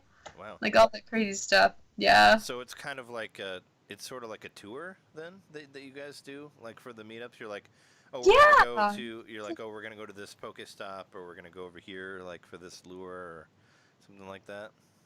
Yeah, pretty much. You could say it definitely is like a tour, because we're going around Chicago, exploring the city and everything like that, and seeing things. Basically, the way that we've been doing it is that people open all their games, like they have it on the map kind of thing, and there's like the special section in the app itself where you can check on to see like which raids are nearby. Oh, okay. So you click on that, and then like the map will like zoom into that specific gym where the raid is happening, and then we decide to make a path based on like where all the legendaries are hiding. Oh, wow. So sometimes we go like one way and we backtrack all the way like 30 minutes or so to get to the next one. Then we go zoom across like to Navy Pier, and then we go backwards towards like Lincoln Park Zoo, for instance. Oh, wow. All over Chicago. So to the outsiders just on the street watching, this is like 50 people all walking down the street on their phones at once and getting excited. Yeah, like people take photos of us. Wow. And they stop us and ask us what we're doing. like the one funniest story I think I remember is some dude just stopped in the middle of like our group with his friends, and he's like, he walked up to one of our members and he's like, "Hey, are you guys playing Pokemon Go?" And then like our member was like, "Yeah," and this dude's like, "Okay." Like he turns to his friend, he's like, "Hey, now you can give me $20." So he was like having a bet to see if we're actually playing. Wow. That's funny.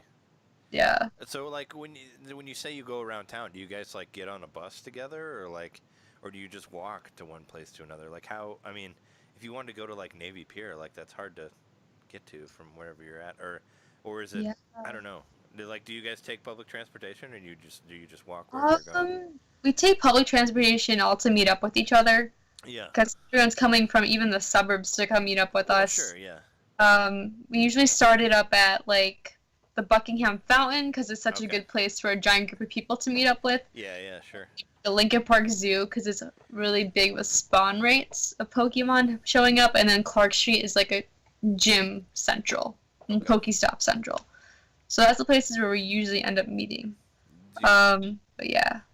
Does anybody ever like fight over like, because you said there's the different teams, right? Like Valor or whatever. Do they ever fight over like I don't know who's like the leader of a certain spot, or do you guys do that like where you know where do they still do that where like you'd be like you like put your Pokemon on a certain stop and like other people would have to fight you, and if they okay, I see what you're saying. So like you know what for I mean? that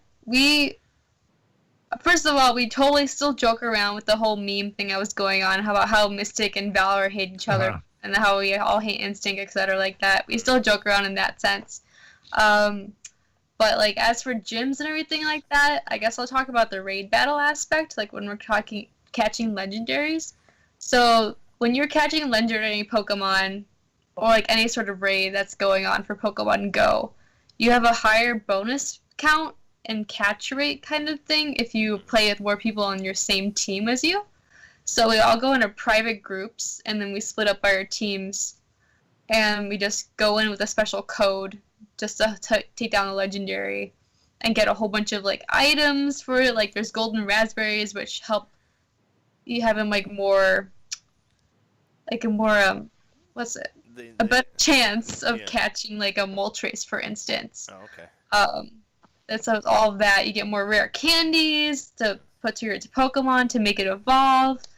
Like all that stuff is better, and compared to like a public raid where you're just battling with every single team. Sure. So, and then we don't really take down gyms together. It's more like people do separately outside of the squad. Okay. But sometimes we do for board.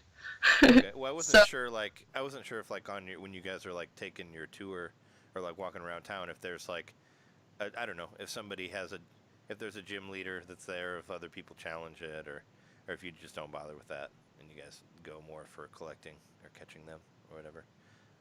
We're most of us just look for special IVs that are going on, like all the good stats. I'm personally a dex collector, so I don't really care about the IVs. I just like having a complete dex. So like right now I just have Kento complete, I'm almost finished Johto, almost finished Hoenn, and I just like I'm really getting up in the Sinnoh decks right now. Wow. So are you? I heard that there's some that are only available in certain countries, right? Or do they still do that? Like where some Pokemon you can, like how do you get the ones that aren't here? You trade them with people that come into the community days and all that.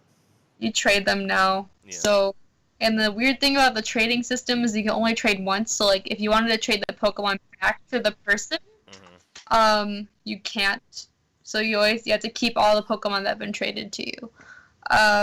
But then another thing, they did do an event where if you got 7K eggs from the Alolan region, it was like, that's what they originally were for.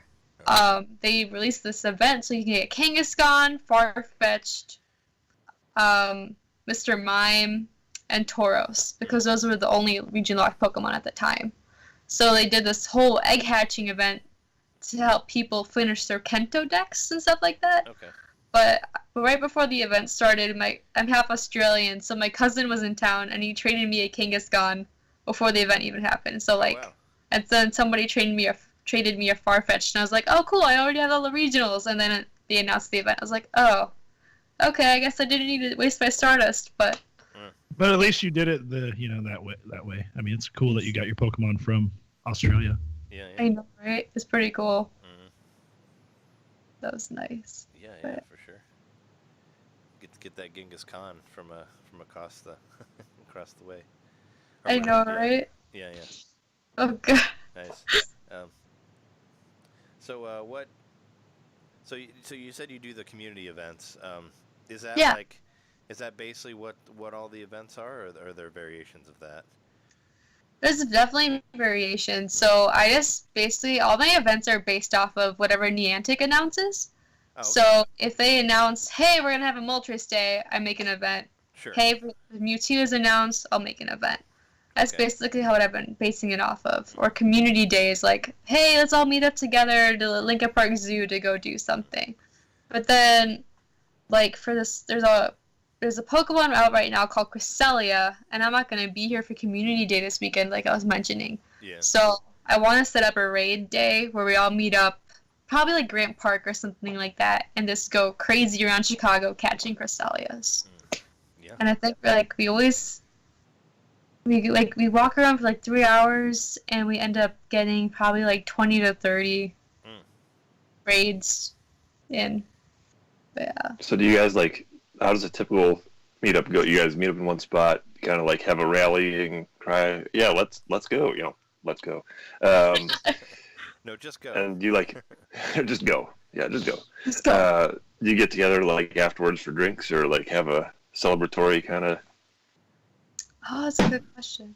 So I guess I'll start with how the meetups start. So usually I generally start them at 1 p.m. right when the event starts. But then you always have the drifters that end up coming around 1:30. So we always end up waiting for 30 minutes outside. Just waiting for people to show up, and I'm always getting a bunch of texts and everything from everyone. And I always have to send out my location to make sure people know where I am.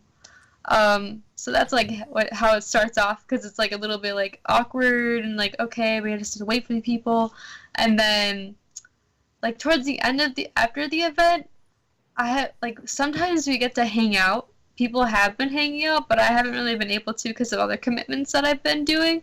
So probably the longest I hung out with people was at a charity event that was associated with Pokemon Go Chicago Squad that I hosted. It was for Children's Memorial Hospital, so I helped with that. I'm hoping to start doing more stuff with friends from Pokemon Go, because I love them, and I actually made a lot of friends within the community, because the community is amazing. So I was wondering, do you find yourself just having casual messages with some of these people, they're new friends to you, and you don't just talk about Pokemon now? Yeah. One of my really good friends right now, we just found out we're so similar, and we're both rockers and stuff like that. So all these people that I've been talking to, we don't just talk about Pokemon anymore, which is really interesting. So, and then one other weird thing is that people know me by name on the street now. So it's really interesting walking around Chicago. That would be interesting. You're famous now. Yeah, it's so weird. And then even at GameStop, they're like, "Hey, are you Natasha?" I'm like, "Yeah." He's like, "Oh, hey, I'm on Go Squad." I'm like, "Cool. Hi, nice to meet you." And then we just make a whole friendship based off of that. Oh, that's cool. It must be very rewarding. It feels really rewarding. I just love how tight knit our community is. It's just so cool. Being with other people who are just giant Pokemon Go nerds is myself. So. Yeah, were a lot of the people there? Did they play the other? What was the other game that they did? Ingress? Did Ingress? Yeah. Play that before that? Not many people actually played that. There was only one friend of mine who I actually really knew got into that, and he played Pokemon Go a lot when it started, and then briefly again, I think, when it came back with better, newer features. And then I really got to see what Ingress was like, but other than that, no one really played it. Oh, okay. Yeah. Yeah, no, I knew a couple people that did that played it, but I haven't really talked to them after Pokemon. Is that game still running, or did they shut that down? I think it's still running. I never played it, but I watched people play it. Yeah. Yeah. I would think it's still going. I don't know. I feel like nothing really disappears in the mobile world. I don't know. That really does. Do you see? I was just wondering if they were like, oh, let's shift all our resources to this massive success. Well, they did use like metadata from Ingress in Pokemon. That's why they hired Niantic to do it. Just because they like how Ingress was working. And I'm sure there's still fans of it, like people that still play Ingress. I don't know. Do you see like a lot of changes in the popularity of Go? I guess like it was really big at the beginning, and then it kind of died down, and then came back, or has it just been steady the whole time for you? It actually never really died. So I think I was talking to you about that last night at the Pokemon Switch meetup. But so people thought Pokemon Go was completely dead because they stopped hearing about it. But like since like when you're part of a community, you just hear it constantly. You hear it every single day. It just becomes part of your life. Oh, sure. So like all the people who are like for nostalgia purposes are still really playing it. All these people who just started playing Pokemon for the first time are still playing it. It's still pretty big. It might not be as big as it used to be because like it was a fad really briefly because everyone's like, oh my god, I have to have it. Sure. But then everyone who actually really enjoys the game is still super into it. And for that first month, like that was just nuts. I was back in Michigan. I was staying with my parents for a minute, and were they playing it? No, but they were talking about it. My parents were talking about it. It's like, okay, now I know this has reached like a new level, you know. But then, like you said, I just again outsider perspective. I don't personally play the game, but I felt like it kind of went away for a bit. I mean, not went away, but it kind of died down. I did all the while still see people playing it on the bus and talking about it here and there. But then I remember maybe like 2 months ago, I was at a movie and I saw a trailer for the game before the movie, and I was like, oh. I used MoviePass, so I was seeing movies like every other day, and there was always the trailer for Pokemon Go before like every movie all of a sudden. So I think there was definitely like another push whenever they did like an update and like they got it back out there again. I do feel like there's a renewed energy behind it.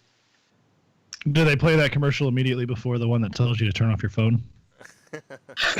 Probably, yeah. That would make sense. Pokemon Go, turn off your phone. Don't download it. Play it later. Yeah. That reminds me, like in movie theaters, I have the Pokemon Go Plus, so I don't have to look at my phone when I play it. So I guess like everyone that knows me, like, you're cheating. That's what they tell me I'm doing. Oh. So like, you just hear my wrist vibrating silently in the background, just because I'm playing Pokemon Go. Yeah. How about the Pokeball? Do you have that? Yeah, I do actually. I have to still use it. Just because like I want to look into more how the charging capabilities are behind it. Just because apparently the battery dies really fast, so I don't want my Pokemon to be stuck in the ball when I'm walking around. Because I walk for like 3.5 hours usually at a time. Sure. Yeah. Yeah. It's like what we were saying at the event. It's like basically the same thing with like regular Pokemon, where people were like, they remember when Pokemon 1 came out and it was popular then. And like same thing, like family members of mine, like when Pokemon Go was popular, they're like, oh yeah, like Pokemon's back. And I'm like, for people who actually play the game and play the series, I'm like, well, Pokemon never went away. Like it's been, they've made like, I don't know, like 30, like 20 movies. They made a ton of games. Like the games never stopped. Like they were still making them every year. It's just now you heard about it again because like Pokemon Go came back. So I imagine it's the same for the people who play Pokemon Go and the people that are involved with the group. They don't really. They're going to keep doing it because they like it and all that. It's not really just because we haven't heard about it, us on the outside. Because, as I said last night, I don't really play Go. I think Jeremy played it for a minute, but I think I played it for a while when it first came out, and then just different people that I'm friends with that aren't necessarily gamers, so to speak, or at least aren't as like Nintendo centric as me. Like my brother, and then like my cousin, and like some other friends of mine, like they've brought me back into the fold a few different times, and especially most recently with, I think like it was 3 or 4 months ago, I was sitting at a bar. It was the afternoon. Don't get to do day drinking too often, and that's all anybody was like hey, pull out, like, let's play Pokemon Go. And, like, I still had it downloaded. And they're like, oh, send me a gift. Send me a friend request. I'm like, what the hell? Like, I thought we were just catching Pokemon. Like, that was all new to me, and I didn't even know that had been added. And they're like, oh, no, you got to be friends, and we can send each other presents and all this stuff. And I'm like, cool. And then, I played it for a couple hours that day and had a good time with it. And then I tried to maintain the next few days because I would keep getting gifts from them. They're like, you got to send me a gift, too. And I managed to keep that going for 3 or 4 days, and then I sort of fell off again. Can't you send stuff from the city too, right? Like I could send Jeremy can't you send like a landmark and stuff like that? Yeah, it'll tell you where the landmark of where you got the thing that you send. Yeah, it's kind of like a postcard. Cool. Mm-hmm. Yeah. Yeah. So where you can be like, oh, here's the Starbucks from Chicago. I can send it to you in LA or something like that, right?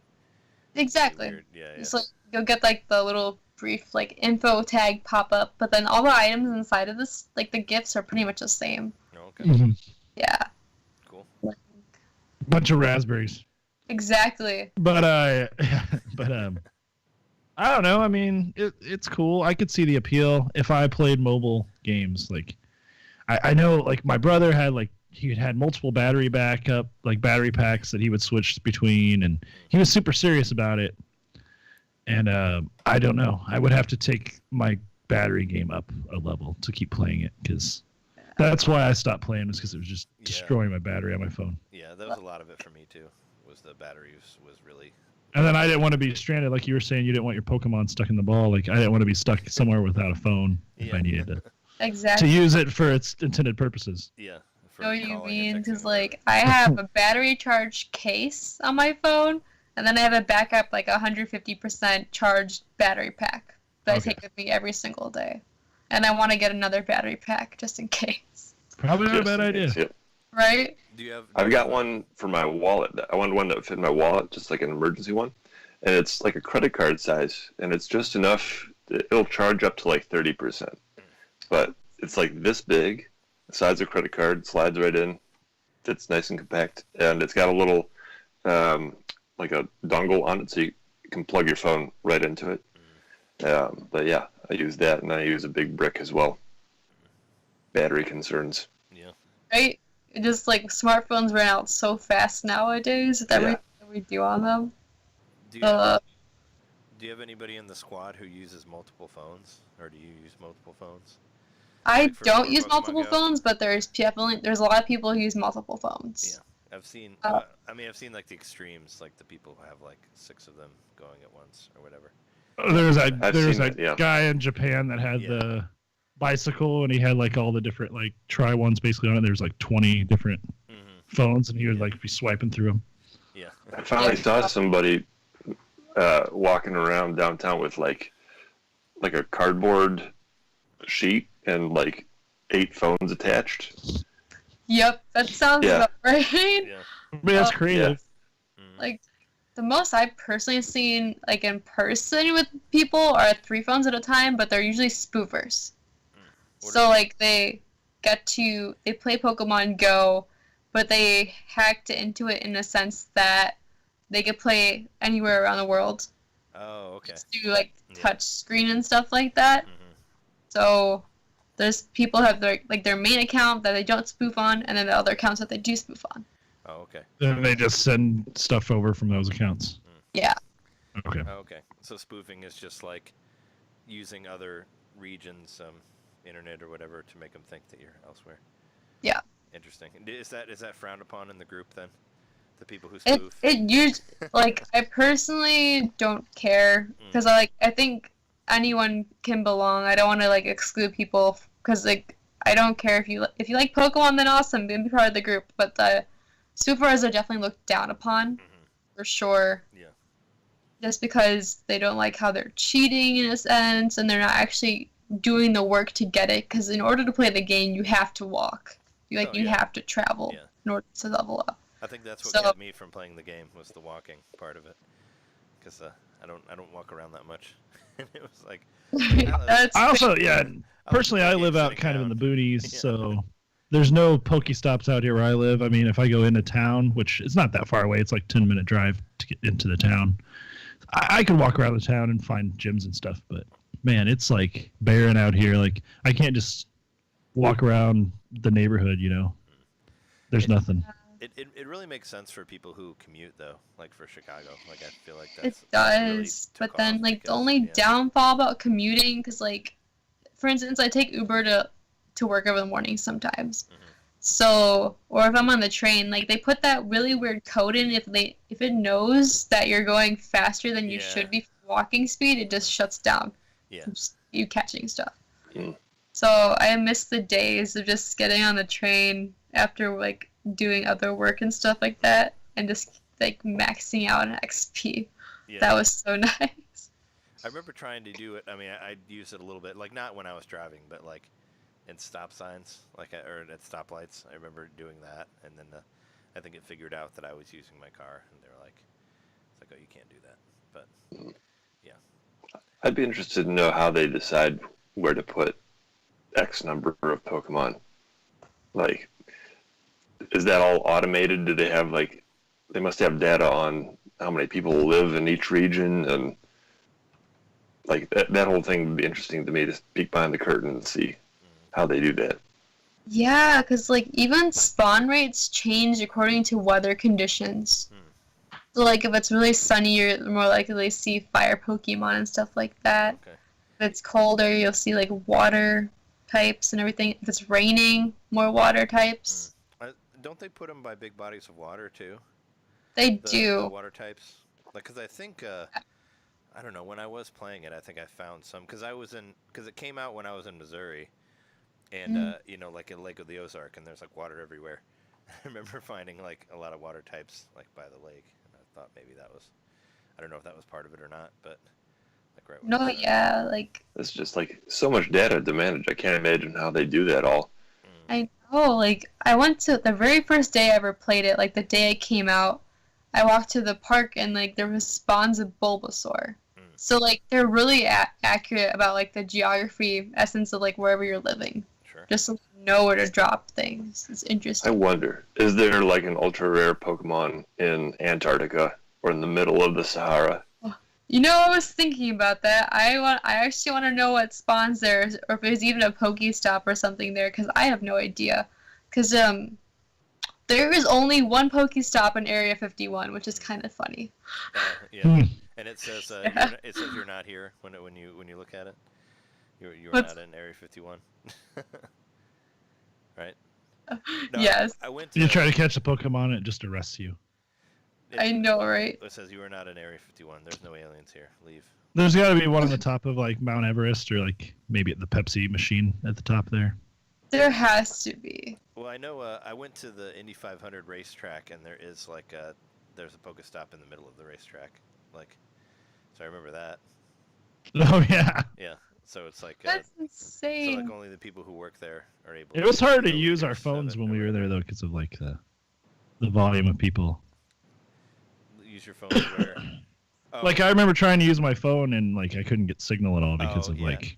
When I saw the Pokestop there, I was on a tour. Like it wasn't actually, Oh, it okay. was an actual race day, so like nobody was there, so I could actually look at what was on there. Because my niece was playing it at the time, so I was like, oh yeah, I'll try it. You know, we'll play. Did you it. pick up a fast Pokemon or something tailored to the race? I don't remember what. I just remember that there was a Pokestop there, like in the middle of the track. So I thought it was interesting. What is At the Scorpion Pit or whatever that was called. yeah, I don't remember. Scorpion. Where the music You was. Yeah. pull up your phone, it's just drivers running over Pokemon constantly. No! Oh There's no.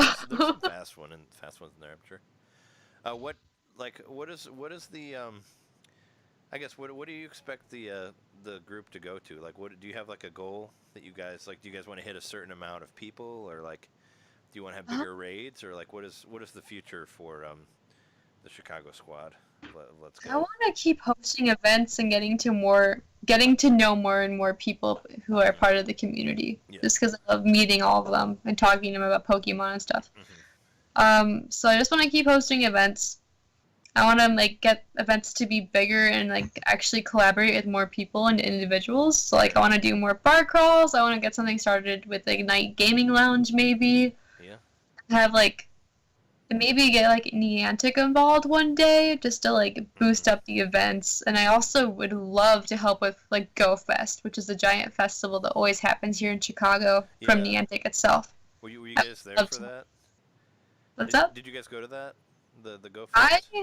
I went, but I didn't have a ticket. So if you had a ticket, you get access to special QR codes. So you get like people who went to the event got Celebi. They got stuff like Torkoal. Like that's a region locked Pokemon that no one can get in the United States. So they got all this stuff, and I was just catching like shiny Puzzles and Minoons the whole time. Oh no. Yeah, that's like all was available to me. So. But it was such an awesome experience because there's so many people came to that. People fly from all over the world just to show up. Like even in the events I've hosted, I've had people come from Russia, Poland, all that crazy stuff, just because they found out that I was hosting an event for the Go Squad. Wow. Yeah. With the Go Fest, I vaguely remember there was some negative news around that. What happened with that? It was like a year ago or so? The very first Go Fest, they didn't anticipate the servers for cell phone providers.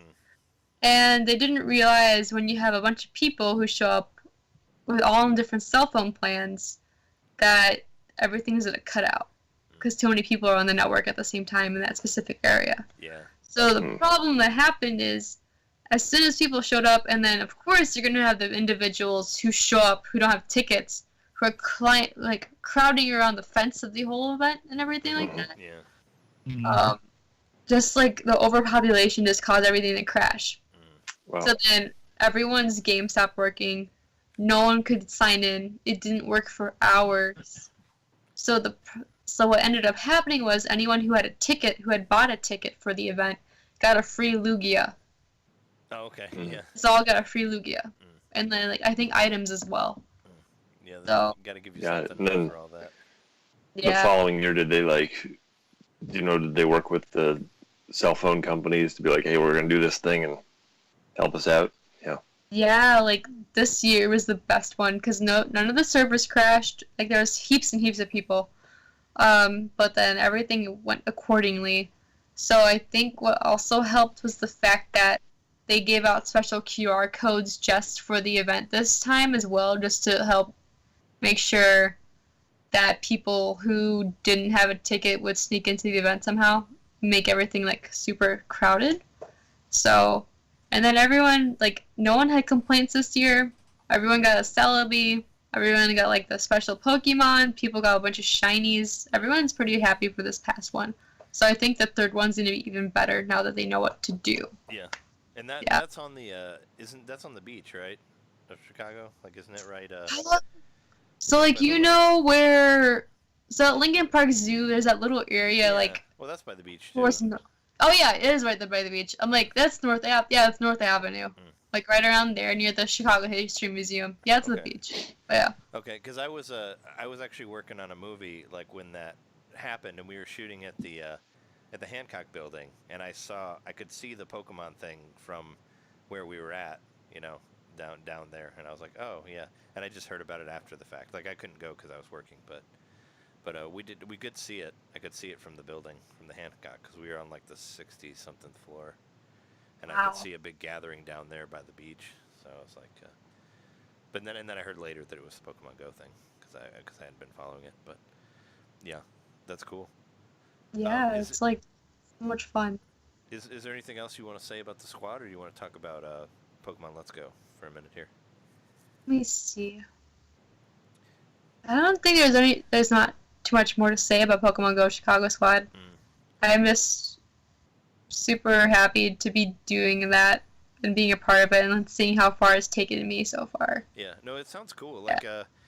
Maybe if I knew about this, when the game came out, I probably would have played it more. If I had things to go to with it, Instead of collecting stuff on your own. I never really thought about, having it be such a multiplayer game in that aspect. I think it makes the game more appealing. Having a group like that for people to I go. completely agree. Yeah. Like, that actually just reminded me of about why I started hosting events. So, like, my friend who used to do the events for Ghost Squad, who just fell off of it because no one would show up sometimes, was like I didn't have before Bit was an administrator of the whole squad. I didn't like my friends didn't really want to raid with me. They didn't want to go out and play with me, so I was always playing by myself. Like only one of my friends, and whenever he was in town from college, would just go out and play with me. So what I wanted was like people to raid with me so I could get the rare stuff that I could never get by myself. So when I hosted the first event, that's when I really ended up being able to like meet with other people who would actually be willing to do that with me. And that's how I just like formed this whole network of people who I can now call my friends, and it's awesome. Nice. Yeah. Yeah. Oh, well, I'm glad that it's working out for you, and let me know at the end of the show. Like, give me all the info about how to find it, and I'll put it in the description and all that. Yeah, of course. In case people, listeners who have not done the Chicago Squad or who are local, want to check it out, they'll be able to. So, we haven't been able to do any impressions on Pokemon Let's Go, which just came out last week. But let's talk about that. How do you feel about that game? What are your thoughts? I love it, and I'm not gonna lie. When I first started playing the game, when I found out that I could play with Eevee, I played with Eevee for 30 minutes, and I was like, wait, I should actually play the game now. Oh. And it made me cry twice already. Wow. So like, there's like one ridiculous story I'll tell second, but like the Marowak, excuse me, the whole Marowak story, like I wasn't expecting it to pop up in game again. Like I remember the story, I've seen it in all the other games and stuff like that. But as soon as I saw Cubone and how sad it was, I just started bawling. That's because it was like, no, not again. Yeah. So it's like so much nostalgia like factors. The graphics are amazing. I finally got a shiny green Zubat. So like that's like a whole thing. So like in Pokemon Sapphire, that was the very first shiny Pokemon I ever ran into, ever in my entire life. And all I had was a Master Ball, and I was in the Cave of Origin to catch Kyogre. So it was either, and my Game Boy Advance was also on red. So it was either catch the Zubat or catch the Kyogre before my SP died. Yeah. So I caught Kyogre. Then after years of shame, I finally caught the Zubat in my own game for Let's Go. So I just cried after that as well. I was gonna say, I was just crying my eyes out. It was like 3 in the morning, and I'm just crying my eyes out. Yeah. But I love the game so much. It's just so amazing. I actually do like the catching mechanics. I find it a little bit hard. I still like the fact that the battle style is the same, and it's just like everything is just beautiful. Like when I was in Erica's gym, like the whole inside of how beautiful and intricate it is for the gardens just like blew me away. But I'm obsessed with the game. Sure. I'm so obsessed. I think the game looks great. Like I don't know, have you been playing it mostly docked or handheld? Oh, I've actually been playing both. I've been switching back and forth. Oh, okay. Because I really had trouble with it docked. Like the motion controls weren't working for me at all. So that's like my biggest gripe about the game. I really wish. I don't understand why you can't use the Pro Controller when it's docked, because why can't you just? Because I've just been playing it handheld because I don't like the way it works in docked. I don't like using one Joy-Con. I don't like using motion controls because I don't feel like it works that well. Maybe it works better with the ball, but in my experience, it hasn't worked well for me. So I've been playing it in handheld, and I like it a lot in handheld. And I hope that they patch it at some point. But I don't understand why you can't just play it with a regular controller when it's docked. It seems kind of limited that they didn't allow you to do that. That's my biggest gripe with the game. I wonder if it was just something to push you to buy the Pokeball. Maybe, but I mean, I don't know. I don't feel like motion control should be like that. You should have to do it. Like, I mean, there should always be the option not to, and you should be able to use your fucking Pro Controller on any game. That's like what I was talking about earlier. Like, after playing Pokemon Let's Go, like when I got Starlink, and I was afraid I was going to have to play with this giant ship on my controller the whole time. Thankfully, that one gives you the option, but Let's Go doesn't. But coming from Let's Go, I was like, I don't know. I just the last thing I needed was another game that's going to force me to play a game a certain way that I don't want to play. So when you play it handheld, it controls like you would have want it to with the Pro Controller, right? Yeah. No, when you do it handheld. So obviously the control scheme's already built into where it could work with. That's what irks me, because it's like, when you're playing it handheld, it feels like it would on a 3DS. You can play it like you would normally any other Pokemon game. Like when you're catching the Pokemon, you can gyroscopically aim at it, which I actually like doing that better than doing this, to try to catch it. I have a funny story about that too, actually. Yeah. So I don't wear the straps for my Joy-Cons, which is probably bad. But when I realized it was like catching, like if you're playing it on TV, catching like this, I've already thrown my controllers twice. Oh, jeez. You threw it? I threw it when I was catching it. Oh, wow. Got too excited there. I know, right? It's any damage? No damage, luckily. I thought I almost broke my Switch controllers, but luckily no. But one thing about the handheld controls that I've noticed is really strange. I'm not sure if it's happened to you guys at all, but like the running mechanics start and stop constantly when I'm on handheld. Oh, what do you and mean? I don't know why. Like which running mechanics? You mean like just like it runs automatically when you hold down like the left trigger usually. But like I hold down the left trigger and it just like it runs and then it starts walking, and then just glitches and then runs and then walks. Oh, that's weird. Yeah, mine didn't do that. Okay. Actually, there was a situation. Maybe your controller is just freaking out because you keep throwing it. Yeah. That might be it. Maybe it's broken from throwing it at TV. Darn it. Yeah, no, there was an instant where my character just started running on its own and I wasn't pressing the stick. Like that was weird. Yeah. But what's incredibly annoying to add to my whole gripes with the docking. So like if you're playing the game handheld and you're like say like you pause it whenever, you hit the menu button, and you put your Switch like in the thing and you try to like turn it on to like play a different game or something.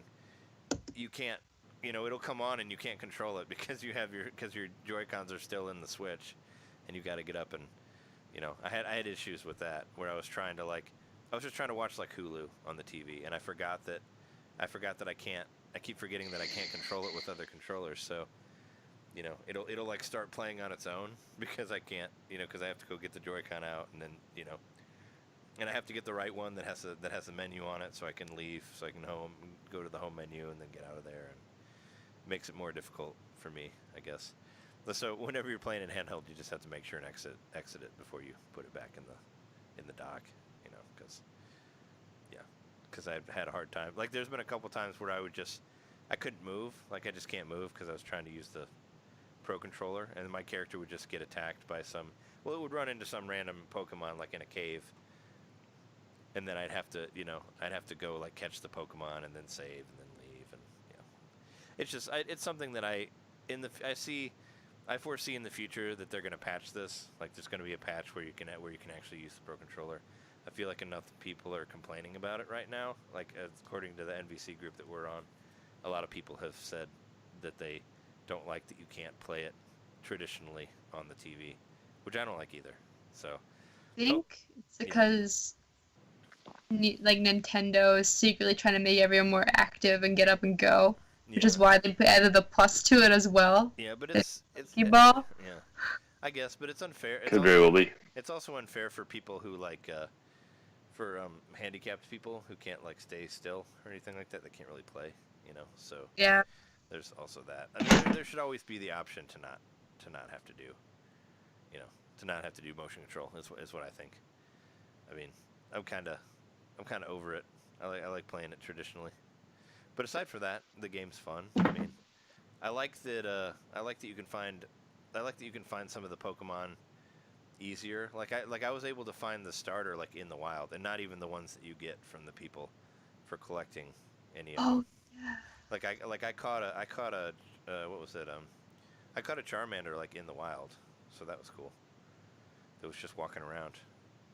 I guess I got because I was catching a whole bunch of Pidgeys in a row, and I got up to like 20 something, and then the Charmander started showing up in the wild. So that's kind of how you do that. I guess you do the combos, which that's a Pokemon Go thing, right? That's a Pokemon Go thing. Yeah. Um, It took me a minute to figure out how to do that. It actually kind of took me a minute to figure out how to play the game, just because I don't know because I didn't know anything about. I didn't understand any of the Pokemon Go aspects of it, so I actually kind of had to kind of look online to figure out how to play, because I didn't know. Because I was like, oh, I'll catch one Pokemon and then I just won't run into all the other Pokemon. But that's not how it works. Like it wants you to catch a bunch in a row, and it wants you to like trade them in for candy and stuff like that, so you can develop your monsters in a certain way and all that stuff. So a lot of has been made about how it's sort of an in-between from a traditional Pokemon game and Pokemon Go, and Natasha is the only person here right now who has really been into both sides of the Pokemon equation. Where do you feel that stands on the spectrum? Is it like right in the middle? Is it more Go, or where is it? The game Let's Go. It's more like traditional in my Go. opinion, it's right in the middle because it has the whole nostalgia factor behind the original Pokemon Yellow game. It has like all those components. But then it has like the new age Pokemon Go style mechanics towards it. Like it even includes all the items I wasn't expecting from Pokemon Go inside of the game. And all that. Like all the berries, all the candies, everything. Yeah. So it's interesting how they integrated both old familiar mechanics with a new idea and just like meshed them all together. I think it works pretty well for what it is. Just like, because people were wanting this to just be like a standard remake of the games, and then they wanted Generation 8 to come out for this, which is like 2019. But no, like I really love how they actually went about doing it. It's just so different. It's really good though. It's like a good kind of different. Have a lot of the people from the Go squad have they picked up Let's Go? Or have there been people that are more interested in it now that it's more like Go and less traditional? Like, do you feel like it's probably selling more units because of that, for being a combination of Go, or no? I think yes, because also the crazy thing about like why I guess I'm also pushing more people to play Pokemon Go right now is the fact that any Kanto Pokemon from Pokemon Go can transfer into your Pokemon game itself.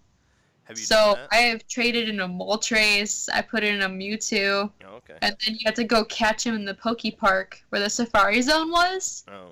Now it's all just Pokemon Go. So then you just like catch it the same way, and then I have a Moltres now, and I'm still like on the lower end of the game. Wow. But it's really cool that like you actually get to see your phone connect to your TV or like for your Switch. Yeah. And you can just put the like Pokemon in there. It's insane. But you it just works like that. You can't trade them back though, right? Like once you put them in Let's Go, like that's where they are, right? You can't take them back to Go. No. I think I'm trying to figure it out, but there is probably a way to get Pokemon from Let's Go into your Pokemon Go game itself. Okay. So like anyone who has a Pokemon Go and then Let's Go, you have a better chance of like finishing your Pokedex without having to trade with people. Okay. So. And how long? I know you can't do that up front, but about how far do you have to get in the game before you can get your Go Pokemon in there into Let's Go? Oh, Fuchsia City. Okay. Yeah, that's it. Yeah, I think I'm at Lavender Town. Is where I was with all the, like you're saying, with the Cubone and the Marowak and all that. I'm there with the Pokemon with Who's crying? Yeah, with the Pokemon Cemetery and all that. It was I think it was probably the first time they've actually said it in game, like where they straight up, one of the guys just tells you about the Cubone wearing the mother's skull. Like I think it only said that in the description of the old game, but I don't think it actually was dialogue anywhere. But yeah, like they edited so much dialogue. And they made it more present day too. Yeah. It's so interesting. I miss one thing I do miss from the regular Pokemon games is I wish that the global trading system was in there. Like, Yeah. I wish you could do like kind of the Craigslist thing where you like put up your Pokemon and somebody can, you can say, I want to trade it for this one, and it'll like, you'll put it up and then you go back and check on it and it might be traded and there might be a different one. I miss stuff like that, being able to actually search for them. Because in this one, if you don't like actually know the person, you can't trade. You can't just like randomly trade with people, which I do kind of miss. I know like Wonder Trade kind of has a bad name nowadays, but I had a lot of fun with that on the X and Y Pokemon when it first started. Like, my viewpoint on the whole stance is, like, since Nintendo Switch Online is now a thing, and luckily it's so cheap, it's only $20 a year, which is crazy. People still bitched about it, though, even though it's so cheap. You always have people who bitch about everything. That's what I've found out. It's like, but, so I feel like they're gonna actually end up doing something like that. Like, it'll be a paid subscription, probably like $5 a year, like it used to be. Yeah, like the Pokemon Bank for 3DS, like something like that. Yeah, I'm sure they're gonna do something like that way. Yeah. Were you like were you happy? Were you fine with like going to with Let's Go being like a remake of the old games? Like I don't know. I like it, but I also miss seeing new Pokemon. I feel like. Yeah. I feel like the last few Pokemon games I've played, like I have a team that I use for everything. Like I always use like Alakazam and Snorlax and like, the starters and like Pikachu. I use those for like every single game. And I miss like Black and White, like when that one came out and all the Pokemon were new. They were all brand new. And you had to like wait till you beat the game before you actually got some of the old Pokemon. I kind of miss that for this one. I don't know if you feel that way about Let's Go, but I kind of felt like I wanted to see some new Pokemon because I feel like I haven't seen one in a while. Aside from like Meltan, I guess. Yeah, like, oh yeah, Melton's definitely a thing. Because, like, I know this game was announced as like a game to reintroduce like kids back into the whole Pokemon scene. Like starting fresh from Kento, because those were the original like 151. Yeah. So that's what it was meant to be, I guess. So that's why they're like, hey guys, if you don't like it, don't worry. That's why Generation 8's coming later on next year. Yeah. For everyone to get like a brand new story and like all the new Pokemon, like Melton and stuff like that. Yeah. Do you think there'll be a sequel to this? Like that's another prediction that I think. I think there's going to be a Let's Go 2. Like maybe it'll be like Gold and Silver, whatever, But I have a feeling that we'll see another one of these. It'll be like the new Super Mario Brothers. This will be its own separate series, alongside the regular new generations of Pokemon and all that. Is what I foresee. Because I feel like it's selling pretty well, and I think that it's doing super well. I'd be really surprised if they don't make another Let's Go. It's like set in the Gold and Silver area. It was the 4th top-selling game for Black Friday at all GameStops. So that's, like, incredible. Yeah. And then, like, I feel like since the Switch isn't really compatible with 3DS and everything like that, they're gonna, what always ends up happening is like, oh crap, we had to make all the regions again for the system, so then people can trade stuff to, like, their new games, to make sure they complete their Pokedex. Yeah. So that's probably what's gonna happen. Yeah. Because they're gonna have Johto, they need Hoenn again, etc. Yeah. So if they keep doing Let's Go games, then I guess that would be how you would get the old ones. It sucks that they should be able to find a way for you to do the Pokemon Bank, I guess. Even though I never really, I don't know. I would always just catch new Pokemon for each game, unless except for like Black. Like when I had Black 2, I kind of got stuck, so I had to trade some of the guys from Black 1 in there for me because my guys were too weak. But yeah, I mean, I think it's a fun game to play. It's good for beginners, I guess. Do you feel like it's too easy, this version? Actually, no. Yeah. Let's see, because I have trouble catching Pokemon in that game so much harder than like the standard games, to be honest. Sure. Like, and I'm very OP right now as well, because like what I do when I play Pokemon is like, hey, I'm not going to go to the gym. I'm just going to go on all the routes and then level up my Pokemon like insanely crazy. Yeah, so that I can just like one kill everything because that's how I just play. Yeah, that's how Jeremy plays. But like, it's super. I think it's hard. I don't see how easy it is as like. It's because I'm terrible at catching the Pokemon.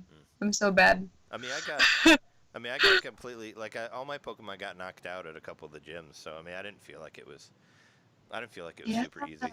Because like everybody, that seems to be like what you know what's been like the bad people saying like, oh, this one's too easy, or I hear this one's too easy. But I don't think it is. Like I had plenty of trouble with the gym leaders. So I mean, I think it's just as challenging as any of the other ones. Even those people who are on who are like on the routes with like the ellipses on top of their heads, those people are hard. Mm-hmm. They're not ace trainers, but like they're the battle trainers. Yeah, those guys are more difficult too. Yeah, the easiest Pokemon game, Pokemon X and Y. That was really easy. Yeah, or Pokemon Snap, if you remember that one. That's also really easy. That one was incredibly easy. That's the only one I've beaten. Snap. I beat X and Y. I don't know. I think that, I mean, I feel like if you know the types, like all of them aren't really necessarily that hard. They're probably not like, you know, after game Octopath Traveler, multiple boss level hard or anything like that, you know. Yeah. But I mean, they're difficult enough if you don't understand the types. But yeah, no, I mean, I think it's cool. Like I do like it, aside from my gripes about no Wonder Trade and my whole problem with docking it. I really wish I could play it on the TV and not use motion control, but I'm hoping that that's something that's going to happen in the future. But is there anything else you want to say about Pokemon Let's Go? We're like getting close to 2 hours here, so should probably start wrapping it up. Would you say it's a must-buy? Yeah, I completely agree. Like, I loved it so much, I actually went out and bought Let's Go Pikachu for myself. Yeah, you bought both of them. After. Yeah. You double dipped on it, so yeah, it's definitely 100% Let's Buy on you. 100%. It's just so good. It's like, if you like nostalgia, definitely get it. And if you don't mind having a new experience with the whole, like how it used to be, it's worth it. Yeah, if you like the original Pokemon, but you don't have to want to deal with and it kind of reminds me a little bit of that Metal Gear Solid, the Twin Snakes game on the GameCube. Like, you're basically remaking the original one, but you're adding the stuff, the quality of life stuff that was in the later Pokemon. Like, you don't need an HM slave. Like, you don't need to have, you don't your Eevee will automatically learn Flash, and it'll automatically learn Cut, and you won't have to it'll just do it whenever you're somewhere where that needs to be, which is very much like what they did in Sun and Moon. So I liked how they brought that in there. So it's just basically like playing the original one again, but with some of the more advanced techniques that weren't available at that time in the first one. So exactly. Yeah. So if you want to play through it again, or if you feel like playing Pokemon, I say if you're into Pokemon. So what about someone who never got all the way through Blue, even though I tried multiple times? Yeah. Would it be an accurate, or would it be a decent substitute? Like, could I get all that I would get out of Blue by playing this game? Oh, sure. Yeah. Oh, yeah. You definitely could. Like, cool. You'll just be like, holy crap, I remember going through that route when, in the old series. Yeah, and, they even changed some of the, routes up a little bit, too. It's insane. Yeah, the map's very similar, but there is changes. Yeah, there's changes in the dialogue and there's changes in the story, but a lot But it's mostly to streamline things and to improve them. The locations are there, like the Pokemon are there. Some of the trainers say the same things, I guess, which I think was cool that they carried it over. And I guess I heard that after you beat it, you get to actually fly around like you could in the Alpha, was it the Alpha Sapphire games? In the end when you get the... I heard with Latios and Latias. Yeah, I heard you can do that on this one too, on Let's Go. Like, once you get to the end, you can fly around with Charmander. Have you not seen that yet? No. That's what I heard from a podcast that I listened to, Access the Podcast. They said that you could do that. So hopefully that is a thing that you can do. Like, towards the end of it, you can do that, which I'm excited to get to that. I couldn't get as far on the 3DS one, but I'd like to get to that. But yeah, no, I give it a thumbs up. Any of our listeners who are on the fence about it, you should probably check it out. It's good. It's good fun. I'm hearing, especially if you're a Pokemon fan, which should go without saying. But... Well, I think if you're a Pokemon fan, you already bought it. Yeah, definitely. Yeah, I mean that's definitely been the thing. I mean, I did. I went and digitally got that. I got that in Smash Bros. At the same time. Bought it a few weeks before it came out. Even people who just people actually just bought a Switch just for getting that game. So that's also a good sign that you should get it. Yeah, I'm sure the hardware sales went up too. Yeah. Cool. All right. Well, Real quick before you go, Natasha, what's your take on the Detective Pikachu movie? Oh my god, okay, so I flipped out. I'm actually really in support of Ryan Reynolds being Pikachu because I just I love the idea of Pikapool so much. Yeah. I flipped out. I do think the Pokemon look a little creepy because I think it I think is they look Tim. great. Who was it? Is it M. Night Shyamalan or Tim Burton? It was M. Night, I think. Oh no. Who's working on it? I don't think either of them are involved with it. I think I'm getting everyone confused. But whoever's working on it made it super creepy. But the only Pokemon that I like that actually looks really good realistic is the Snubbull that they showed. Because that one looks the most realistic. But the whole, it's great because it stays true from what I get from the trailer is that it stays true to the game that came out as well. And it's just such a different take on Pokemon, and it's actually one of my favorite series now as well. The whole Pokemon thing. So I'm really looking forward to it. And it's coming out in summer, so it's around my birthday month, so I get to really go nuts. I'm probably gonna go see it 5 times. Oh wow. Oh, so Yeah. you're totally in on it. Is your birthday in May? My birthday is actually in June, so I'm hoping it comes out around then. Oh, okay. Because I think it's It comes out in May. yeah. It's in May? Okay, Yeah, that's because my I'll birthday still it celebrate. comes out. It comes out 9 days before my birthday. It comes out May 10th, so it's my birthday movie. But yeah, no, I think it looks fun. I mean, even furry Pikachu. You think furry Pikachu doesn't look strange? I mean, I'm fine with it, but some people think it's weird, the way way This- I think it's just something that people never thought of when they were watching the anime. Like, oh yeah, of course they're all furry. Yeah. It's actually Most just of them, anyway. it's because of the eyes. I don't know, it's just the eyes. Mr. Mime's eyes are also really creepy. Yeah. I think it looks awesome, actually. I mean, I'm super psyched for it. I don't think I'm going to see it multiple times in the theater, but I think it looks great. I mean, I think the Greninjas look cool with all their skin and Yeah. the Bulbasaurs and all that. I like the I don't know, like John was saying, kind of like the Roger Rabbit style, where it's Hmm. real people mixed with the Pokemon. It looks I don't know. I think it looks rad. I'm Yeah. totally into it. And it's kind of dark, like Roger Rabbit. One of the ways that they were able to blend the cartoons with the real people was they made it kind of a dark toned movie. So there was lots of shadows and everything. You wouldn't see the scenes. Yeah.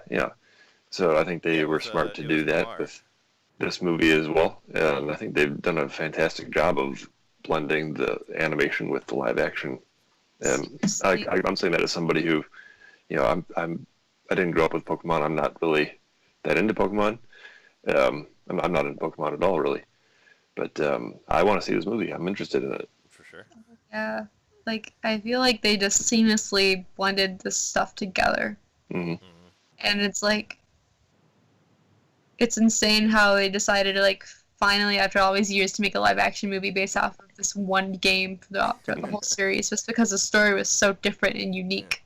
Well, it was also, I feel like it's the most, it has the most story, I guess. It's the most narrative of all the games, which Pokemon, as they've gone, the stories have gotten deeper, Yeah, But that's true. But Pokemon 1, Red and Blue, there wasn't really much of a story there, It was it was just go to the Elite Four, go from gym to gym and then the Elite Four.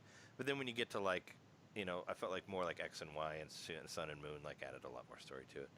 But Detective Pikachu is definitely all story, and it could be probably adapted better, I guess, as a movie. That's what I think. But yeah, I'm excited to see it. So happy. But yeah, I think we're gonna have to wrap it up here. But let's why don't you tell our listeners where they can find you and where to find the group, Natasha? Yeah, of course. So on Facebook, just type in Pokemon Go Chicago Squad. Our group is public, so you can easily find us. Currently, our Facebook photo is the Chicago skyline with Pokemon Go Chicago Squad on it. Nice. And then you could also probably find it through my name, which is Natasha Gawrit. It'll probably come up when you search for me because I talk about it all the time. But that's basically how you can find us. And then if you're also on Discord, I recommend joining PNR and DTC. They're not run by me, but they're run by my friends. So it's a lot of fun if you just want really quick access to people who are playing against all around Chicago. Cool. Yeah, and I'll put those links in the description as well of the episode, so you can easily find that. And you can find us at NintendomainPodcast.com. You can find Jeremy and I on Twitter. What's your Twitter handle, Natasha? Oh, at Multin24, so it's MULTIN24. Okay. And you can find Jeremy and I at Nintendo_domain and JMaxStack, our Twitter. You can find us at YouTube, youtube.com/Fingmater, FINGMATR. You can find us on Twitch TV, twitch.tv/Nintendomain Podcast also. And yeah, this has been episode 148. We are your hosts. I'm Trey Johnson. Jerry Mikowski. John Nitter. And special guest. Natasha Gawrit. And yeah, thanks for listening. And tune in next week, and we will bring you more show and all that. Hell yeah. Are you gonna say see ya? See ya. Yeah, there you go. All right, cool. Yeah, sorry we went a little bit extra long, but I figured. No, it's totally fine. I figured it'd be a longer one. No, that was fine. It was just fun. So I had a good time. Yeah. Yeah, thanks for sticking around for the whole episode. Yeah. Yeah, no problem. No, I figured. Yeah, I like having people on for the whole thing if they can. No, yeah, like that was totally worth it.